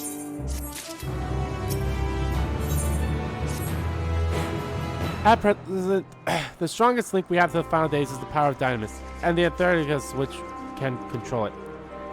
Yet, most scholars are only vaguely aware of these terms, let alone study them in any depth, except for Hermes, it seems. Thus, I'm inclined to stay our current course and learn all we can about the Chief Overseer and his familiar. And on the subject, was there aught else of note you could tell me about Metoyan, aside from an orthodox method of communication?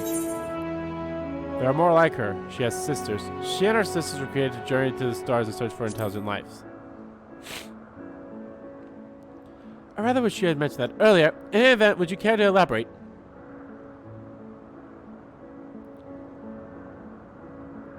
So these siblings of hers now travel the great expanse in search of deeper meaning. Thank you. Though the mystery at hand remains unresolved, I feel you've touched upon a vital clue, one we should keep in mind as we continue. Next, I propose we take ourselves to Pepperless Chemistry, not far from here. Just follow the path to the west. Probably help if I had, like, you know, looking towards the west.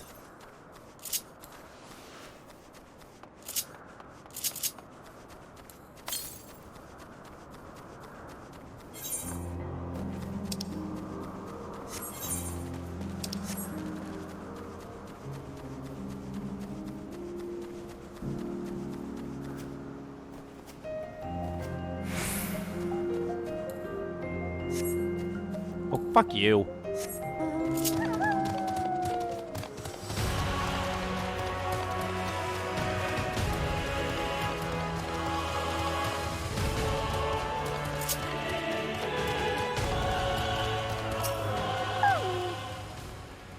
This tower and the one further along are both part of Elpis Crystallium, the faculty where they archive all the observation and testing records. Despite how they appear from outside, the interior is actually a vast area of magical interconnected spaces, which, while fascinating, is not the reason we are here, is it? I shall cut my arithmetical lessons short and see what those two architects have to share. If I can find someone to speak with over the other tower, I shall join you there anon.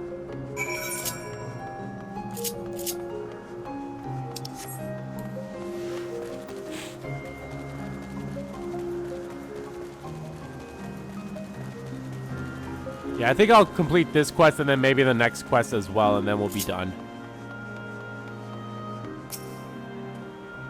You have questions for me? Certainly. Just a moment while I conclude my current appointment.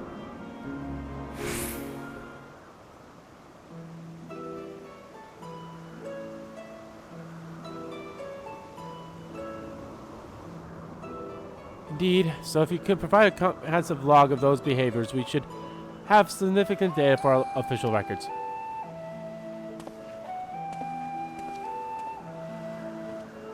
Now, what was it you wished to speak with me about?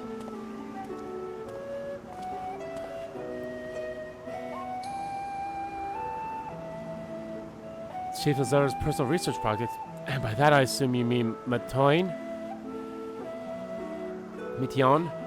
Such undocumented studies are difficult to track. After all, hardly a day goes by, pass without seeing a researcher trailed by one creature or another.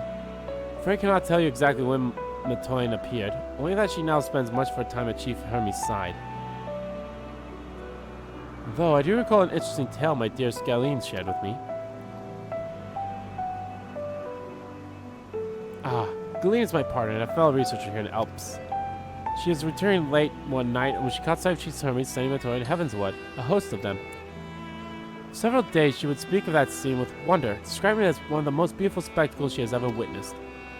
That sounds like a story I should like to hear. Mistress Venat, I thought you had already returned to the surface. Permit me to thank you again for your individual contribution to our concept placement proposal. Pray do not mention it. As you say, my original plan was to leave after that task, but I have since become engrossed with Chief Hermes' research. Would you favor me in the retelling of the sights which so delighted your Galene? Of course, or you could hear from her lips directly if you prefer. At present, she should be observing a subject at Metabois Thalias. She does enjoy her time there, watching the sea creatures hunt and play, gazing upon the salty waters of the world's oceans, recreated in such sublime detail. I imagine you must find some joy in indulging your boundless curiosity, Mistress Venat. Even though such permits must continually be and regretfully delay your return to the star. Indeed, they do. 'Tis a rest well deserved and long overdue, I should think. How greatly have we preserved the wisdom you acclaimed during your travels as Azim. And what would Elpis be without your earlier academic work? The theories you developed served as the basis for many techniques still in use today. Man is a creature of contemplation, but none embody that nature as a much enduring passion as you. I dare say there is not a soul life more worthy of return. I shall rejoice the day you depart on your final journey. I will be honored. Well, shall we take this opportunity to meet with Galene in person? Yeah, might as well. Allow me to reconfigure the door to the archives here. It will take you up to the skyward and spare you the need to avoid hostile concepts on the ground. That would be most helpful. Thank you.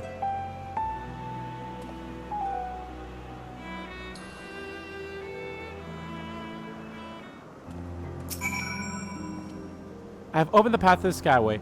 Once you pass through the door, simply walk straight across to the next tower and ask the admins for the upper tier. Upon arriving at the upper tier, walk straight across the sky and you will find yourself at the entrance of Metabois Thalias. Galene will be eager to share her tale with you, I'm sure.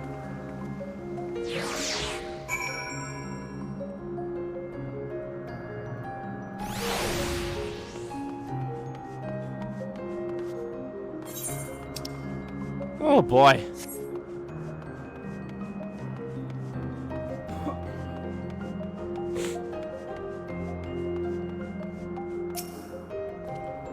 This is Venat, just passing through. Then allow me to prepare the path. If you need further assistance, there is always an observer or two on the upper skyway.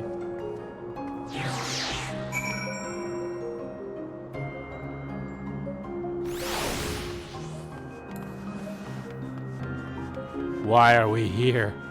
Just to suffer.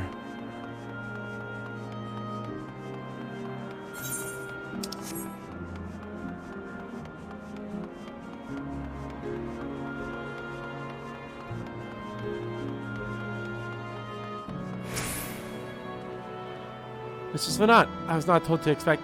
We would have prepared an official welcome. Please, there's no need for fanfare. I only wish to speak with Glean, if that might be arranged. Yes, Glean, of course. I will inform her immediately. But she may be engaged in a testing phase. You could be in for something of a wait. Should I let her know your business is urgent? That won't be necessary. This lovely view will keep us occupied until she is ready to receive us.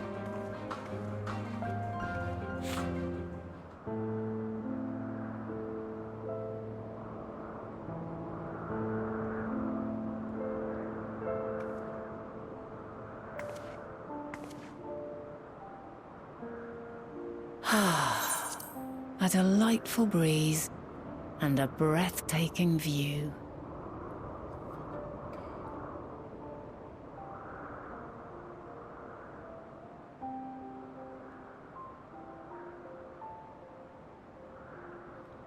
What is it like in the future? Is the world still a beautiful place? It's beautiful as ever. Some parts yes, others not so much. It's more beautiful here. As beautiful as ever.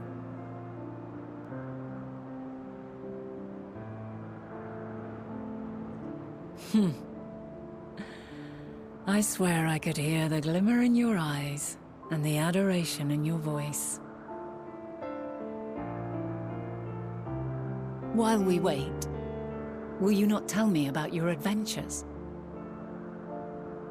Well, not the portentous events which led you here, but the simple delights all your own.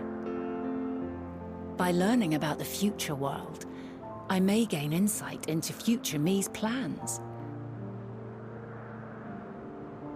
But more than that, I have an interest simply as a fellow traveler.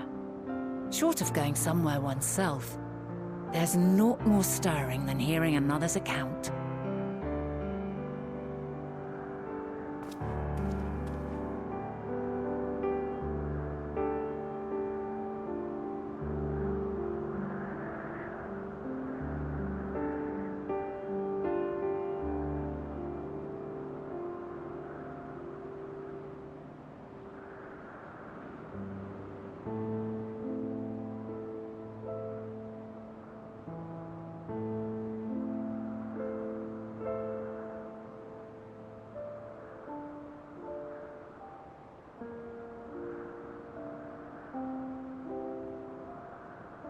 Incredible. Would that I could have been there to see it.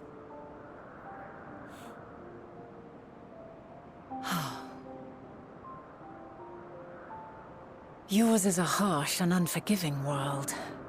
Yet in spite of this, your brethren hold fast to their virtue. To know that the light of mankind's potential still shines, even in that faraway place, it gives me heart.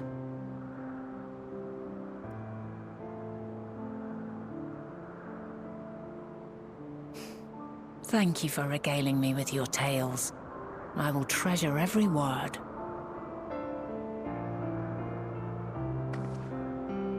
As you know, I was once a scholar. And among other things, I sought to understand the workings of the world. What exactly is Aether? How formed the laws of nature? Whence sprung mankind? Riddles and mysteries beyond counting. Over the years, I have managed to find answers to some few of them. Yet rather than attain a sense of mastery, the more I understood, the more I came to hold the world and its miracles in awe. We too are miracles, each and every one of us, born of the warm breath of life that traverses the heavens, swirling through eternity. When I fully grasped the improbability of our existence, Nothing felt impossible anymore. If it could be imagined, it could be done.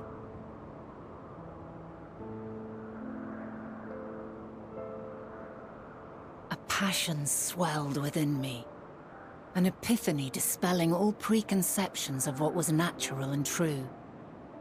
And a presence without, immense yet intimate, fate perhaps, holding us in its tender embrace. As reassuring as it was intimidating, how keenly aware I became of creation's fragility, built as it is upon precarious happenstance.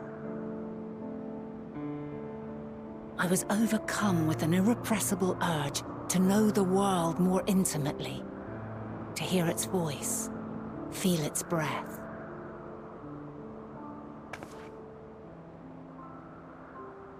I ventured forth on a journey that very day, so very long ago now.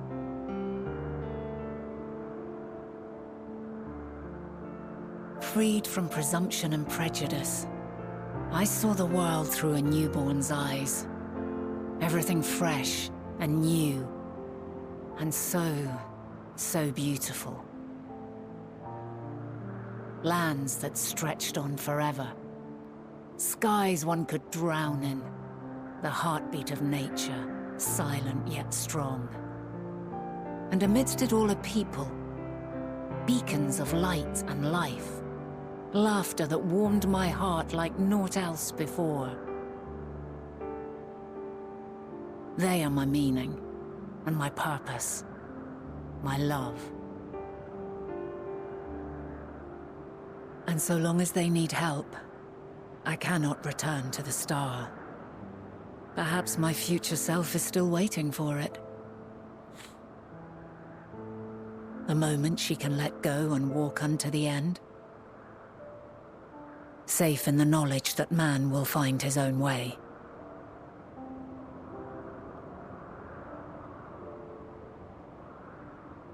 You, who are our future, tell me this, and tell me true. Has your journey been good? Has it been worthwhile? It has.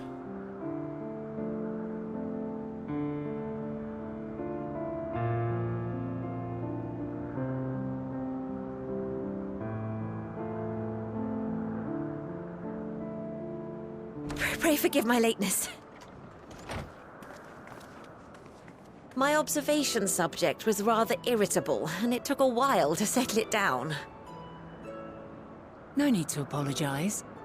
Your work takes precedence. Besides, we had a pleasant conversation in the meantime. You're too kind. Now then, I'm told you wished to ask me some questions. Indeed. I have an interest in one of Hermes' creations. Meteon. You witnessed a host of them take flight, yes? Oh, that! Yes, I did. It was in the dark of the morn. I'd left the Thalassai after nocturnal observation. As I walked along, I spied a bright light climbing high into the southeastern skies. Then, in an instant, it was gone. Like a shooting star, only rising rather than falling. But then another shot up. Then another, and another. Intrigued, I made my way to the edge to investigate. And who should I spy on an isle to the south but Hermes and Meteon, the Matea, rather. There were lots of them, and I realized they must be the shooting stars that I'd seen. A dazzling spectacle indeed. Have you spoken with Hermes about this? Oh, yes. The sight left such an impression on me that I approached him about his mystery project the very next day. Alas, he said that he couldn't reveal anything just yet, that he needed to conduct further tests. It shouldn't be long now, though. He often returns to that isle, and I have a feeling he's nearing a breakthrough. Oh, could that be the isle that Attune looked at then? Splendid. We are likewise eager for the details. Well, that is all we wish to ask. Thank you for taking the time to indulge our curiosity.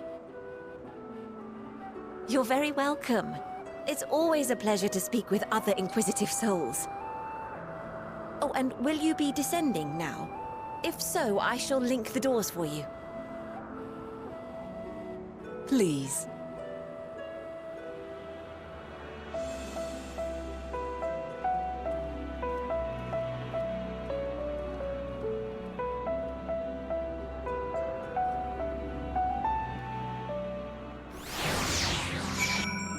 Down we go, down we go. So another piece of the puzzle falls into place.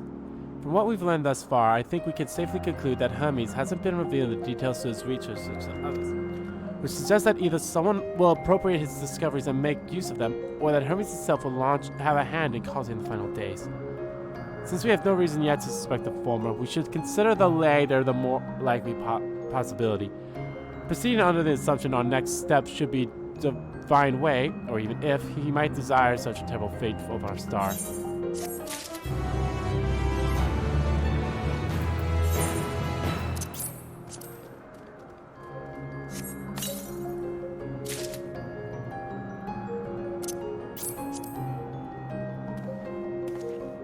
Ah, yeah.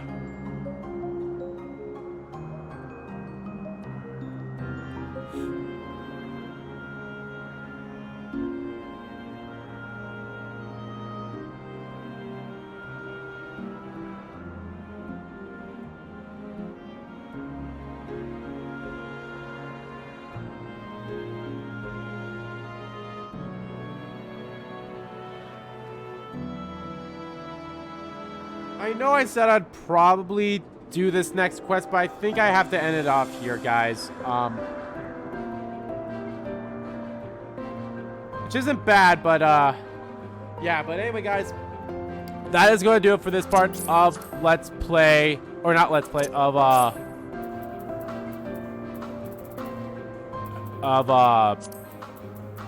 the live. That's going to do it for this stream of Final Fantasy 14. I hope you guys. Oh shit, I didn't want to clip that, but oh well, it's all good.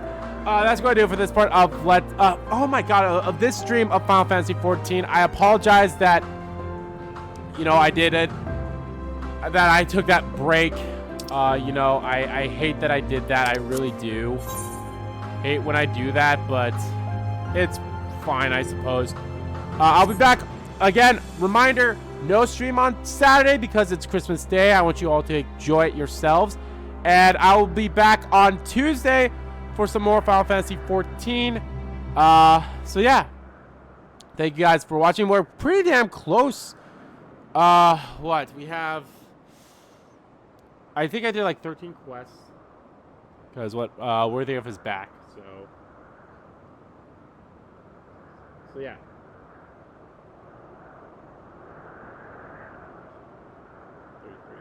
So we have like 33 missions left. So we'll see.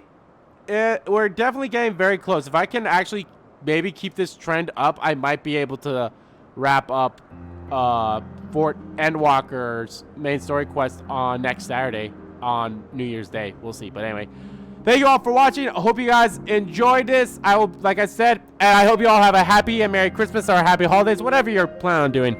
But I'll see you guys on Tuesday for some more Final Fantasy 14. Bye.